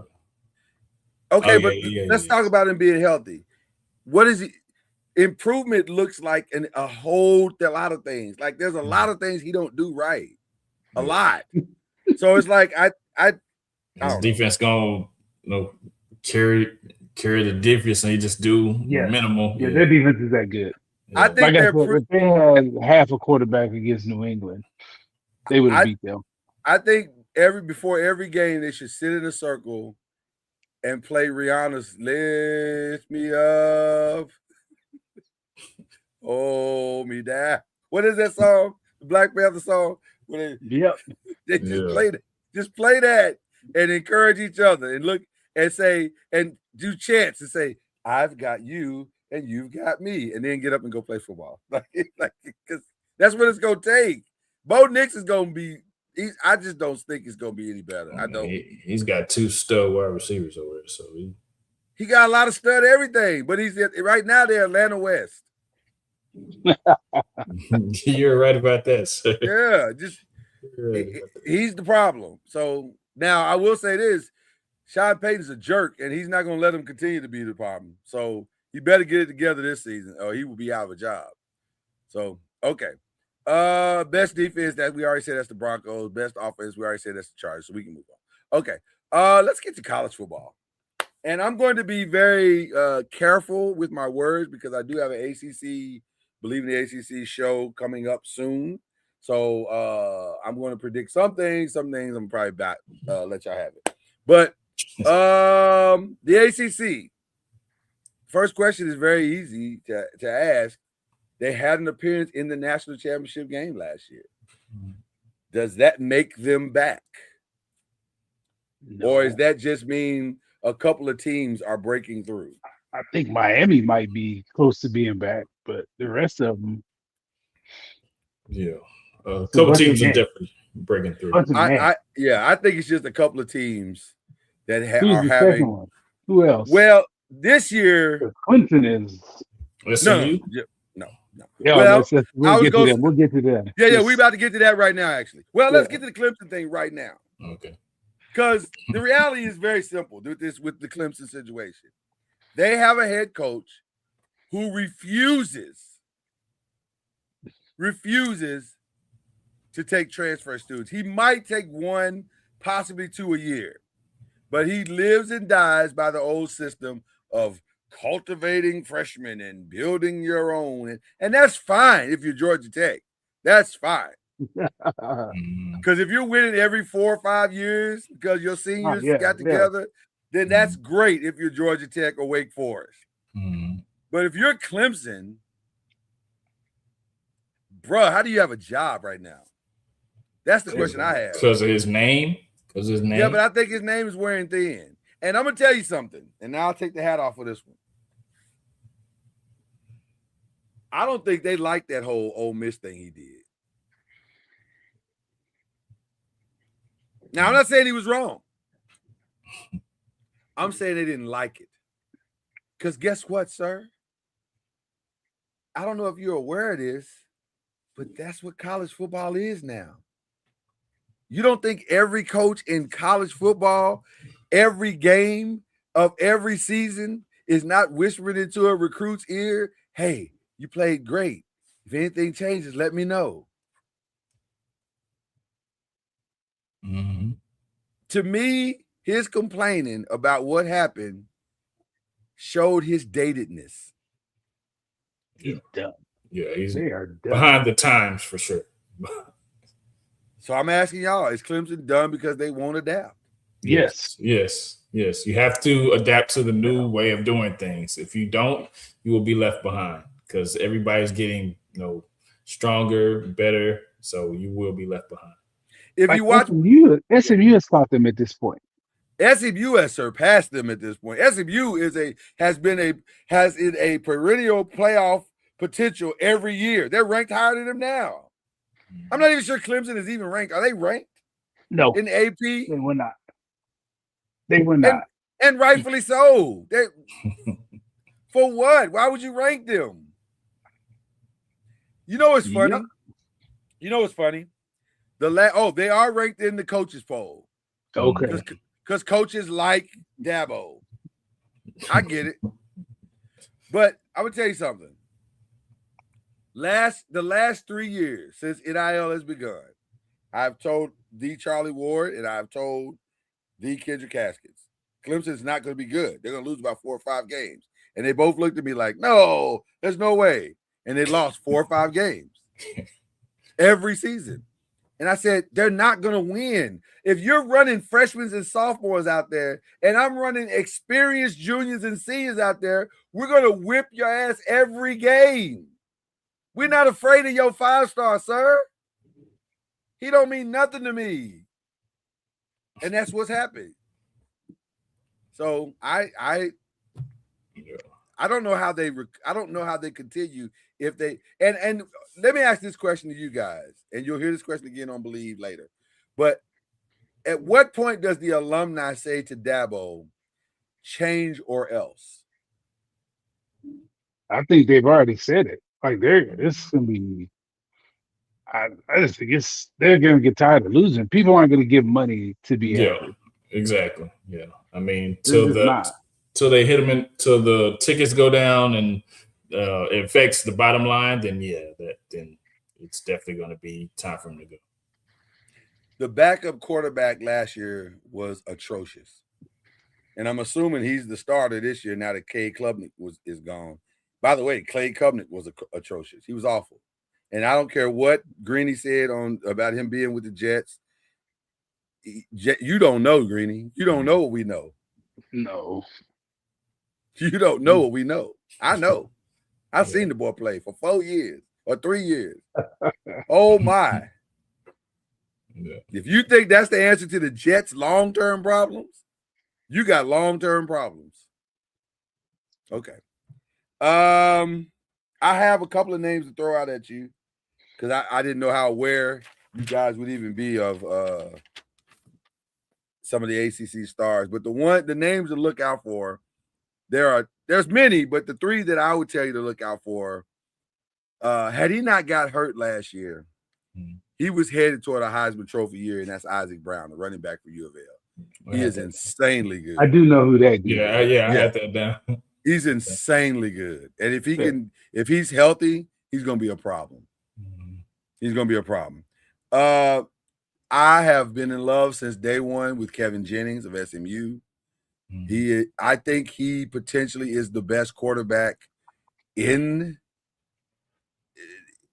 potentially the best quarterback in the. Well, I know everyone say the kid in Miami's good, and I think he could be. I think he could be good for the reasons that he's got a great supporting cast, which brings me to my last name, the obvious name, Malachi Tony. Malachi Tony is that's the best player in the conference. Yeah, way better than you think he is, and going to be drafted way higher than you think. Because arguably, second best in the college football behind Jeremiah Smith. No, the kid that came from Auburn is better than him too. Oh, I forgot about him. My apologies. I'll say this: we can agree top five. He's up there though. We can probably agree top five. We can probably agree top five. Yeah. Sure. But he's going to be drafted first round. I think he's a first round talent because he's not just a receiver; he's also a punt returner. Dangerous in open field, like that. His special. You hold your breath every time he touches it. Oh my God, his special teams might be the biggest problem that the ACC has with stopping Miami. Because if he gets blocking, he's taking it to the house. So I love Malachi Tony. So there you go. Those are my breakout players in the ACC. You guys got anybody different? I knew all those players. I had them down. So great. See, this is good. I love it. I love it when we're all in form. Okay. So can they do it again? Yes, I think so. Yes.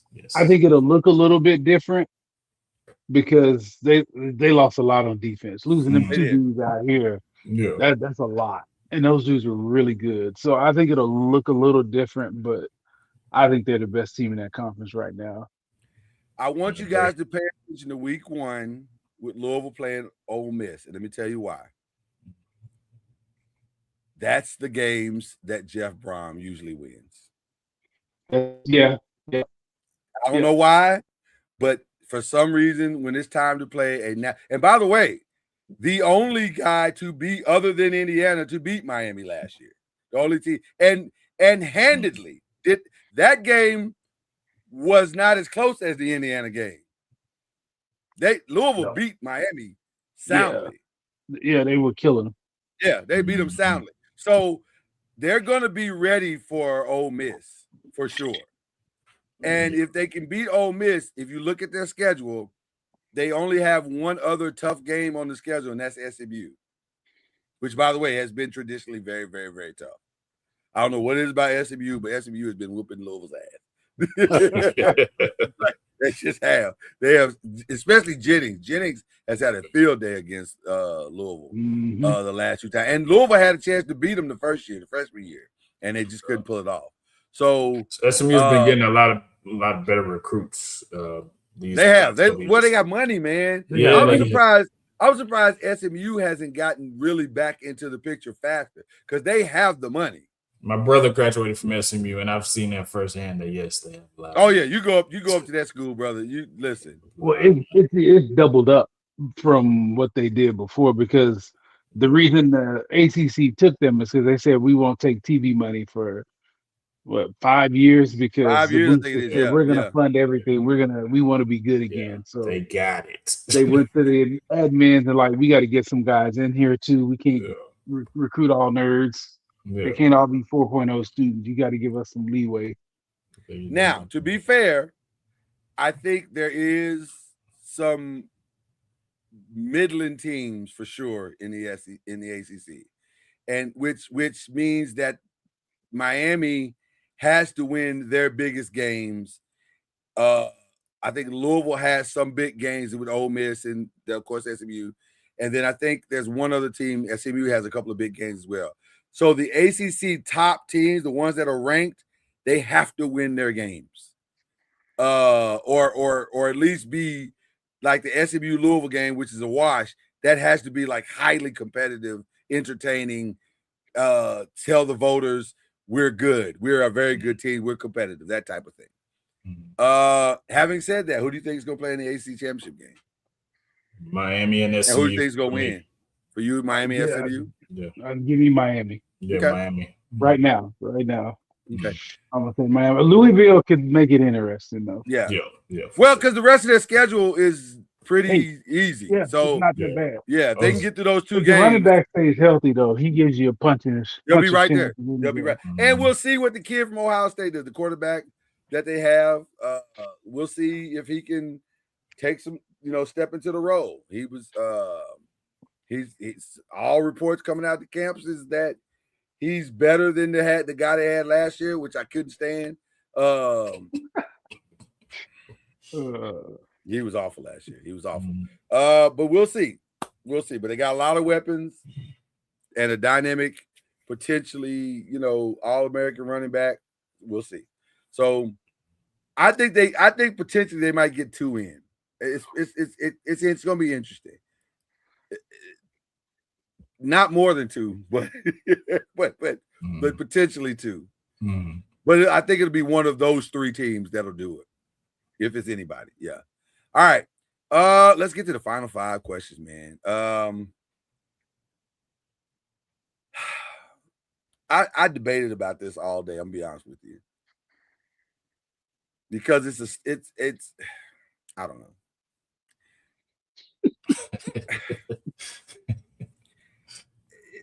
It's kind of a sports related thing, but I don't know. Stephen A. Smith. Can I go first? 100%. Okay. I'll just say this quick. Stephen A. Smith given a thumbs down by the NABJ, National Association of Black Journalists, which we all are. And he said, I feel a way about that. And they said it's because you're dogging out black women. And he said, how can I dog out black women when I'm always putting black women in position to win? I got sisters, I got black friends. Like, thoughts. What are your thoughts? It's very interesting. Usually when you get hurt, you go back to you go home. If somebody beat you up in the street, you go home. He went to Fox. He went to Sean Hannity, of all places. Fox. You're not beating them allegations, Chief. Instead of Sean Hannity. No. Should have went to BET, not Fox. Like, at some point, I would like for him to look inward. Like, why are you the people, your community? Why are they saying that? And is there any merit to it? Like, what? Think about it. Like, introspectively. Like, look at the stuff people have laid it out. Like, you can go see why people are saying it. There's all kind of lists of the crazy stuff you said. Go look at it. Maybe it's because you said that Jasmine Crockett uses verbiage and rhetoric for the streets, or that you criticize Michelle Obama and Kamala Harris for no real apparent reason.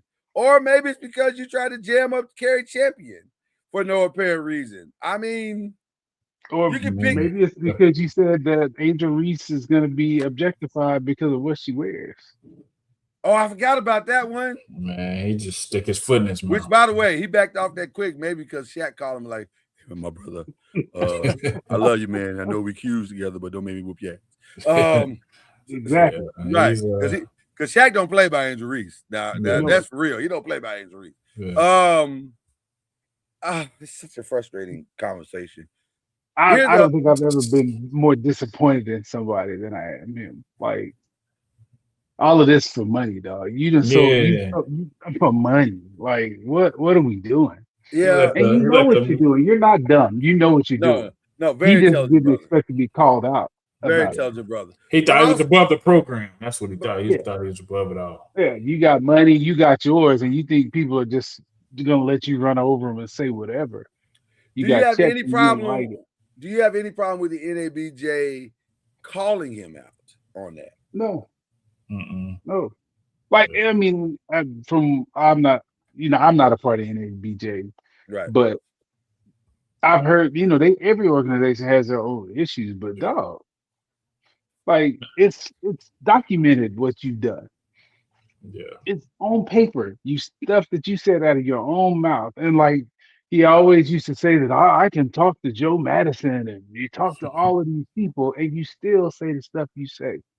Yeah, like you had all of them people that you could talk to about political stuff, and then you want to get on athletes when they talked about political stuff, but look at you.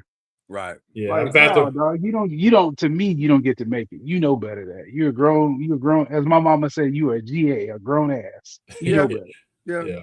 I've had the pleasure to be at a NABJ event, and I think that he was just out of line. I think he's trying to carve himself out in the political realm, which is lining with Fox and different things, and I think that's just a bad way to go.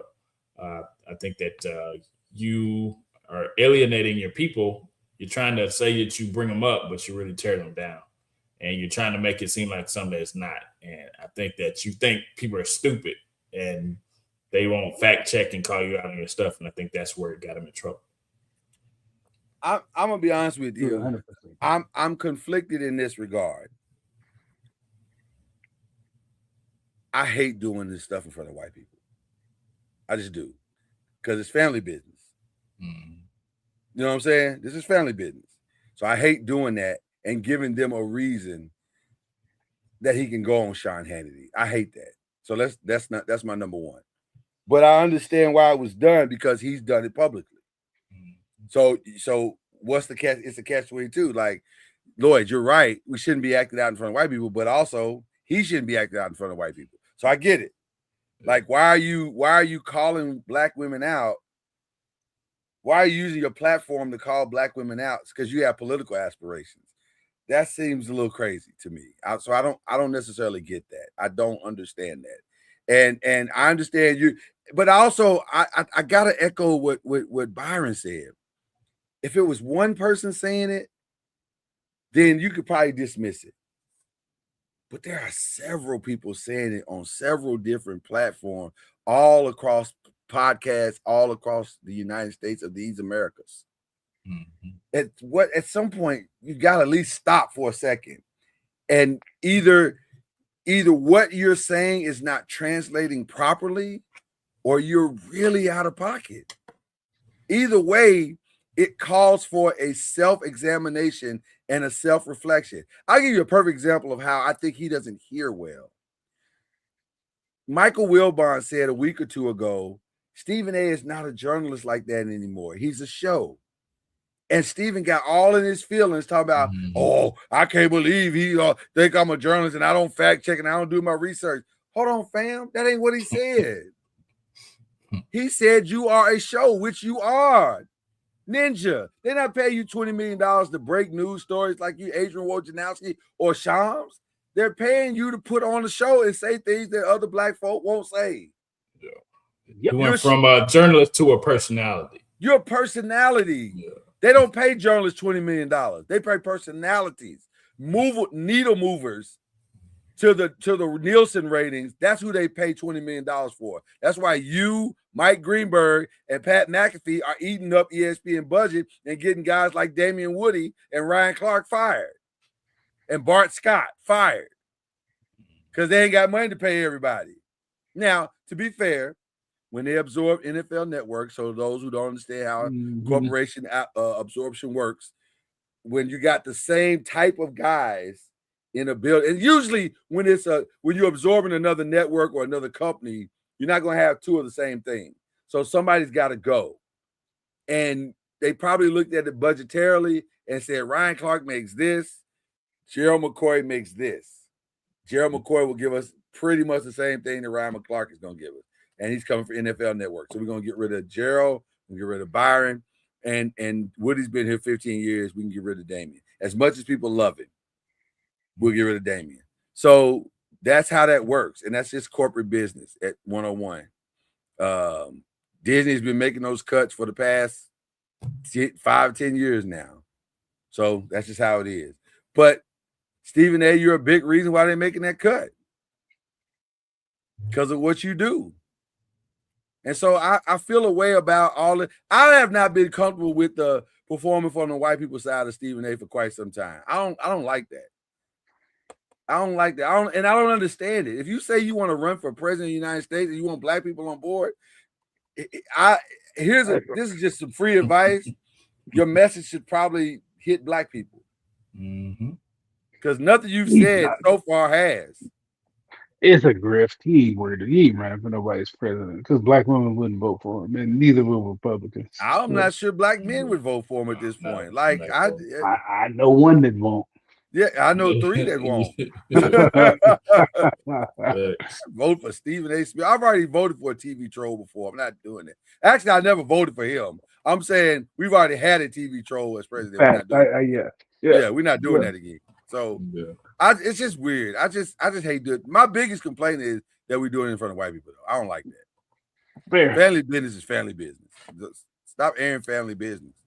And I think that's what the message was for. Like, if you want to have a conversation with black women, go on some black women podcasts and have a real conversation, but don't call them out like a coward. That's the coward. Some of them to his party. Summon the NABJ president to his party. No, bro. No, dog. She don't need to come on your show. No, you need to go and make things right. His ego is not going to allow it. Well, it's not. I guess he said, "I'm worth $20 million. How much are you worth?" Okay. And then the last one, Clarissa Shields got 2 more belts this weekend. She's 19-0. First of all, let me just say this: I ain't never seen so many towels thrown to end a fight in my life. I thought they were dumping a laundry basket. I said, "Are they doing laundry? Like, is she?"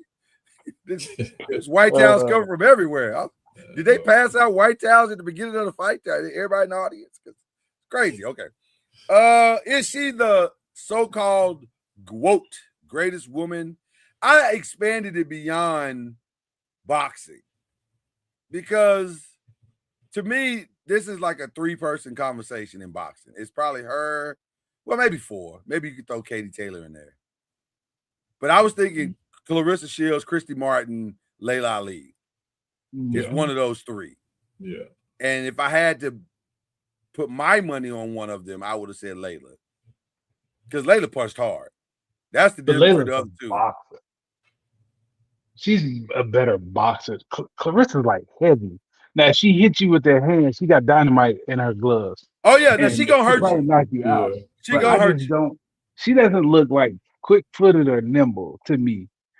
She just kind of looks wild, kind of plodding. Yeah, it's not aesthetically pleasing always. No. Yeah, I would go with Layla. I would go with Layla. Yeah, I expanded when you expand the question out, the greatest fighter, MMA, boxing, whatever. Who would you put that? Who would you give that to? Now you got to start including people like Amanda Nunes, Chris Cyborg, Ronda Rousey. I think Ronda was a fraud. She got exposed. Really? Oh, A fraud? Yeah, as far as boxing, yeah. Oh no, she's no not boxing. a Yeah, boxer. she's a total fraud. yeah, But She yeah. tried I'm the talking one about, time she tried to box, she got knocked yeah, out. that was the thing that sent her to the WWE. Yeah. It's like, oh, don't do that no more. I mean, as long as Uh, she could crawl on your arm and crawl up your arm and stuff, she was okay. But other than that, Yeah, I didn't once watch she too got much. exposed as beatable, if you could get your hands on her, she was done. I think so that was would all bravado and height. Once so she would got exposed, it's a wrap. would you give it to Chris Cyborg? Two Maybe, decades, 2 decades. But maybe. early though. Only problem with Chris is that it was so early It wasn't a in lot of UFC. competition. Yeah, it wasn't a lot of competition, Mhm. which is also my problem with Layla And Clarissa too. and Clarissa. There's not a lot of women Yeah. doing it. So Now it's she's knocking them out. So Clarissa's right, killing right, them. right. Yeah. It's such a shallow pool, and then when you Yeah. pull them out the pool, she just clocks them, and it's like, Yeah, I'm not. I mean, I would love to see it if they were both in their prime, but Mhm. I just think Layla could outbox her. I think so too. And Layla had a nice jab. She could keep you at bay with that jab alone. And Yeah. and I don't know how Clarissa would have stopped that.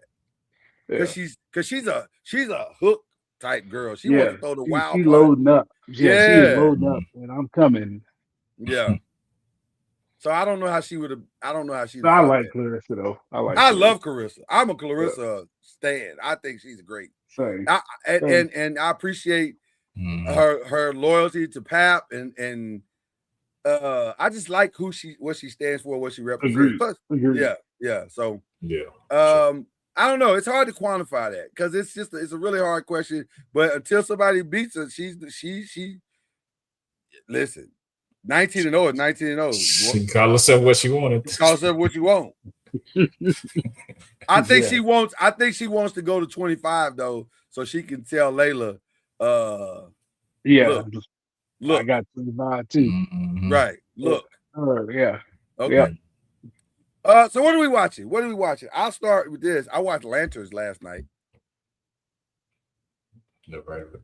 Lanterns is the Green Lantern, the DC Comics Green Lantern new show that they just started on HBO Max.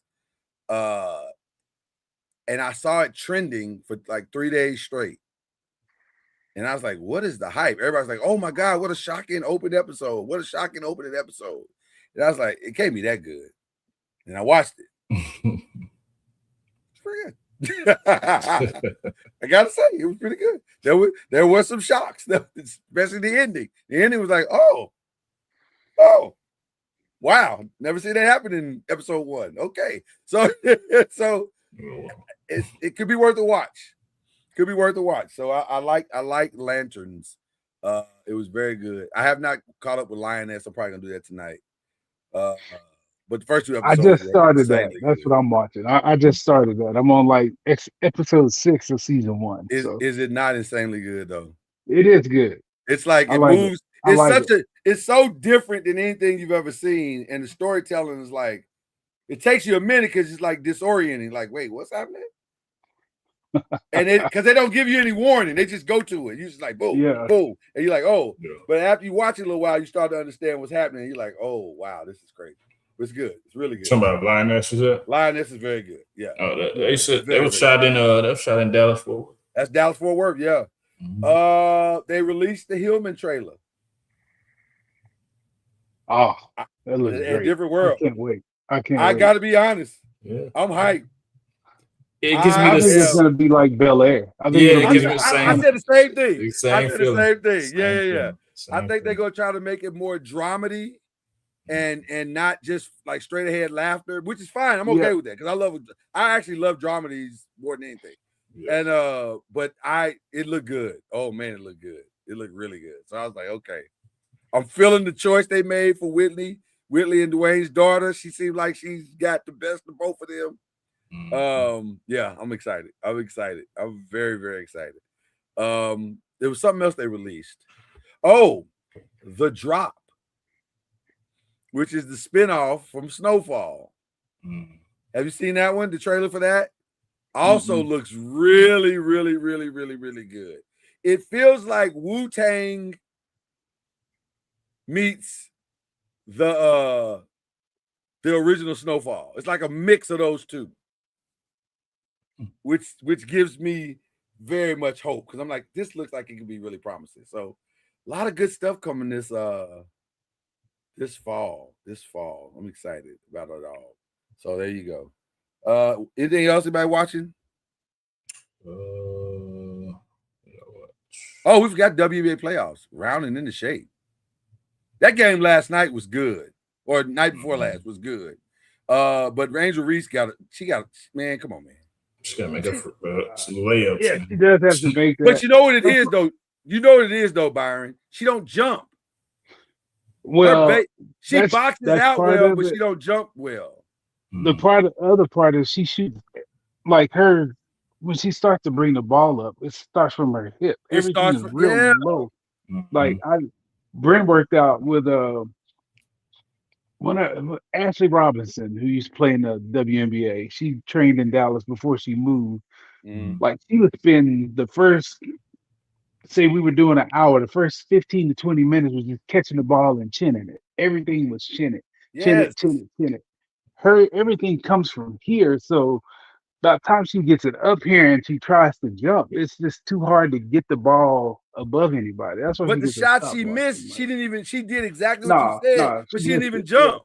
It was like, girl, you got a good base. Now you got to learn to jump off that base. Yeah. It's a block out. So you got to jump. And you got Aaliyah Boston on you. So at best, Aaliyah's not going to try to jump with you. Not saying she can't, but she's not going to. So just jump up and in, and you get at least the foul. I was like, girl, you got to stop missing bunnies. Like, that's crazy. She does. You got to. I mean, she's gotten better, but she's got a ways to go. Now, having said that, I'm a Angel Reese fan though, because she plays hard. She's tough. She does, and she does 30 other things that may not be that may not show up in the stat sheet to win games. So I was just about to say there will be no Angel Reese slander on this show because I am an Angel Reese fan as well. And that what she's doing wrong is very, very, very fixable. But Angel Reese is a rebound machine. And I'm sorry, I'm not trying to, she's just getting her own rebound. No, she's not. Watch the game. She's getting tough rebounds. She's getting defensive rebounds. She's getting offensive rebounds. She boards very, very well. Now she just got to learn how to, Yeah. She's gotten a lot better. So it was better this year. It has been better this year than the first 2 years. So now if she just keeps going in the right direction, eventually that consistency will find her, I think. Agreed. Right. I just wanted to throw that out. But that game frustrated me because once again, they trying to say, girl is, she's so much. No, she's okay. Go ahead. I was saying, you know what I have watched, because I haven't watched a lot of TV this week. I did catch up on All-American. She was All-American. Can I tell you something about that? I'm watching that as well, but it's kind of boring. I like the new episodes. I like it. I like the last one better than I like this one. This last one was like, okay, y'all beating the dead horse. Like, we know what needs to happen. Just go make it happen. And we know y'all gonna get her out. Like, there's no way you're gonna end the whole series with this girl being in jail. So it's not. So can we just go ahead and move that on down the field? But the one before, I felt that tension. And I was like, this is a good episode. This was nice. Yeah. But I agree. The last one was like, guys, we get it. And they were trying everything they could to build attention. Like, we've got to find a way. Like, it doesn't matter. We know she's getting out. So just, let's get her out and spend the rest of the episode doing something else. Like this is like beating a dead horse. But okay. But yeah, All-Americans coming to, they say the last, I think it's 4 more episodes or 5 or 6. I don't remember. There's only so many episodes this season because this is the last season. And so I think we get into the my favorite show. One of my favorite shows is they released their trailer today too. The Cheetahs. Oh yeah. Oh yeah. Oh yeah. The new yeah. season, Oh yeah. September 17th. Only thing I don't like about the new season is that they taking it off Peacock and they putting it on week to week on regular television. So then it's gonna be on both. I'm like, oh, now I gotta wait the whole season. But okay, fine. But September 1st. we the love Var- the trade. The Varnell Hill show. I heard about that. What do y'all think? Hopefully it's funny. Hopefully it's funny, man. Hopefully it's funny. I'll watch it. I'll watch it, but I don't know how you can make a whole series off of that. I'm nervous. I'm very nervous as well, especially since the pieces that they have around him are the typical comedy pieces that you put around a. This is gonna sound awful. When I say this is gonna sound awful, and I don't mean it to be, and it's no disrespect, but I'm just saying there are pieces around him that typically speak to. Don't do that. Don't Chad. You gonna leave me like that? Is that what we're doing? Okay, I thought we were brothers. Okay. There are pieces around him that don't always produce the greatest television. Like, I'm just being honest. I'm not, I don't know. I'm just concerned. I'm very, very concerned. I'm with you, Byron. Varnell Hill was funny in that moment. Yeah. I don't know if it's funny. Yeah, I don't know. I just don't know. I hope it's funny for all involved. Yeah. I wish they would make it more dramedy than comedy. Because I feel like if it's comedy, it's going to be forced. Yeah, it feels like it's going to be. I'm just looking at the people in the room. Like, I don't want to start calling names, but I'm looking at people in the room and I'm saying, typically, it feels like a lot of the stuff they do is really for it. And I've watched and supported some of those people, all the stuff they've ever done. And I'm going, I just feel like it's one note. You know what I mean? Yep. Yeah. So I don't know. We're gonna see, man. Yeah, we'll see. When is it again? September 1st. So I don't know. I think it's on Peak. No. It's on Paramount. Paramount. Yeah, it's a BET show, but Paramount. I don't know how. Do y'all watch DR from Detroit? Do not. No. Surprisingly, that's not bad. It's actually pretty good. It's actually kind of funny. Yeah, it's actually kind of funny. She wrote it and produced it. I was like, wow, this is better than I thought it would be. So, and I think Average Joe starts sometime this week, isn't it? Isn't it this week? No idea. I'll tell you what, Average Joe season 1 was fantastic. Is that the one with the Deion Cole? Is that the Deion Cole, Malcolm Barrett. It's tomorrow. Wow, that's it's tomorrow. So on Netflix. So I thought it was fantastic. Or is it Netflix or is it on? I thought that was a BET show. It was a BET show. I don't know if it's still a BET show. Yeah. It's on Netflix. No, it's on Paramount. It is on Paramount. So they're dropping the first 2 episodes tomorrow. Maybe tonight. Paramount likes to drop stuff in the middle of the night. So I'm trying to get into Fight Land. I don't know if it's working. I haven't seen it. I watched the first 2 episodes. I was like, I've already seen Power, so this feels like that. Like it's a very, I don't know. I don't know.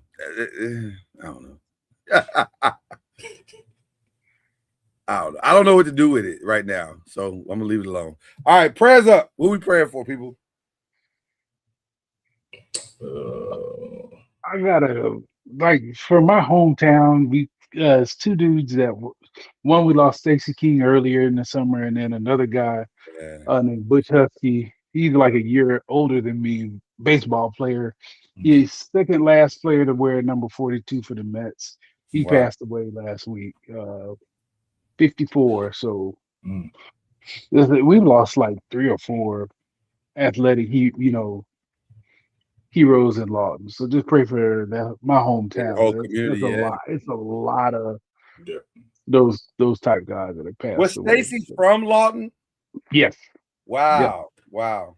Yeah. I played with his youngest brother. He was 2 years older than me, but I played Stacy with his seemed like brother a good Daryl. dude. He seemed like a Yeah. really good dude. Whole family was good people. Yeah, man. Oklahoma produces good people. Mhm. They really do. I happened to had the pleasure of meeting the Tisdale family. Oh, yeah. They don't And get they no would better. go. They would go, man. They would really go. Yeah, they Especially don't the get daddy. much better than them. Especially the daddy. I met the daddy. He was Yeah. like walking wisdom. Yeah. So yeah. I agree with produces that. good people. Yeah, I got Kanye West's cousin, Tony Williams, that tours with him. He's from Oklahoma too. Oh wow, okay. He's good dude. Okay. I want to echo praying for the kids going back to college, that they'll make smart and intelligent decisions and have tremendous success. I'm seeing some decisions early on that ain't going the right way. I'm like, y'all got to make better decisions. Your future is on the line here. Don't do stuff that don't make sense. So praying for smart, intelligent decisions as they go back to the schoolhouse. Praying for the Panettiere family, Hayden Panettiere. That's a very actress from Remember the Titans. And Heroes. Heroes. Yeah. That's crazy. I don't know. Only because you're my brother, and I don't want to have you out here looking like that. Hayden Panettiere. There you go. Good job. And it's not obvious. So that's why I understand why you said what you said. Good job. Because it's not obvious. So hey, you're my brother. I ain't gonna have you. I ain't know about you. I should have just said Hayden. Hayden P. I love it. Listen, I love the prayers up. You're right. And I didn't realize she was having such a hard time. Yeah. With her life. Like some stuff came out this week about her giving her daughter up to the biological father because of postpartum, which is crazy. Yeah. Vladimir Klitschko. Yeah. Is that her baby daddy? Yes. Get out. I'd have never seen that pairing coming. That's no shade. I'm just saying. Yeah. Wow, really? Vladimir Klitschko is wow. That's a wild. She used to be with him when he was in the fights. When he was in the fights, that explains a lot. He was very successful in the beginning, so that explains a lot. Happy life, happy fight. Yeah, Hayden Panettiere is definitely one we need to be praying for. And then I mentioned this earlier, but the people of Gary, Indiana, 300,000 people have been without power for 1 week, which is crazy.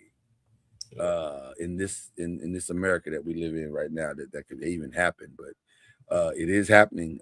In fact, I spoke to someone today, friend of the show, and I'll just say he makes popcorn, and he's going through that right now. So, yeah, so we need to be lifting them up. Right, there are people losing power. Yeah. We talked about that today. Yep. So those are my prayers up. I'm trying to think of anything else for all of our families, all of our loved ones. Keep praying for them. We'll pray for yours out there in podcast land. And yeah, there you go. Who are we unshouting out? We don't have any this week. I have no unshout outs since I got them last week. I have one. Mark, you sneaky little minx. All I'm saying is, why buy the franchise if you don't want the franchise? Like, what are you doing, man? Oh, Mark. You know who I would love to see buy the Lakers? The other Mark. Cuban?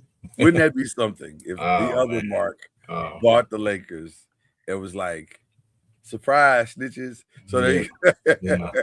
That would be the reverse Uno card for sure. and then him and Dirk and then him and Luke are back together again. So there you go. But that's my only shout out. That was just unnecessary drama for no reason. Like it's crazy. Okay, who we shouting out?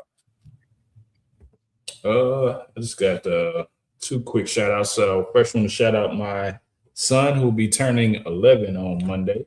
Oh my God.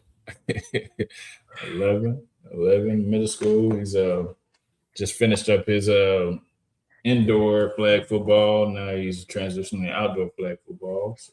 Okay. This is the last year for flag though, right? Next year we putting on the pads. Maybe.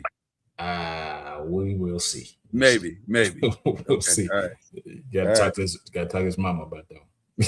Okay. Well, I said maybe, Yeah. Big maybe. All right. And then here comes the other shout out that's gonna make me feel old again. Go ahead, Byron. What? Oh. Don't you have a senior? Oh yeah. I'm shutting that knucklehead off. Not yet. We got to make it through a couple of weeks first with this dude. No, man, we gotta Yeah, give him love right off the top. No, we don't. I No, got a we little don't. emotional when I saw the picture. I was like, oh my God. Yeah. No, we gotta let's let him. Let's We give him gotta a couple of weeks under his all belt. right, fair enough. Mhm. My baby- He's doing well so far, though. Well, good. There you go. Good, There you go. good. There you He's go. doing great. There Good. you go. There you go. And then my baby will join him later next month. Actually, she doesn't start till next month, Oh, so she got a little time. But wow. yeah, and they grow up so fast, man. Chad, take a lot of pictures, man, because Oh yeah, video pictures. Yeah, this last 7 years, you go 1 minute they're gonna be in middle school, and the next minute you're gonna be blink and they're sitting done. there in the graduation, watching them walk across the stage. You're like, wait a minute, I thought when did this happen? Jesus. So yeah. But shout out to all the babies, all of our Definitely. babies. So there you go. And that's all I got, man. It's hot. Just stay cool, everybody. Absolutely. Very. Stay cool. Stay hydrated. Really. Yeah. We don't need nobody passing out. And we love y'all, man. We appreciate y'all supporting this here podcast. Who we love to do. We just like to have fun on this show. We really do. It's been good, and I hope you enjoyed it. Like, subscribe, and share. Do all 3. That helps us out. And we'll see you next time right here. 5 ways from today. Yeah,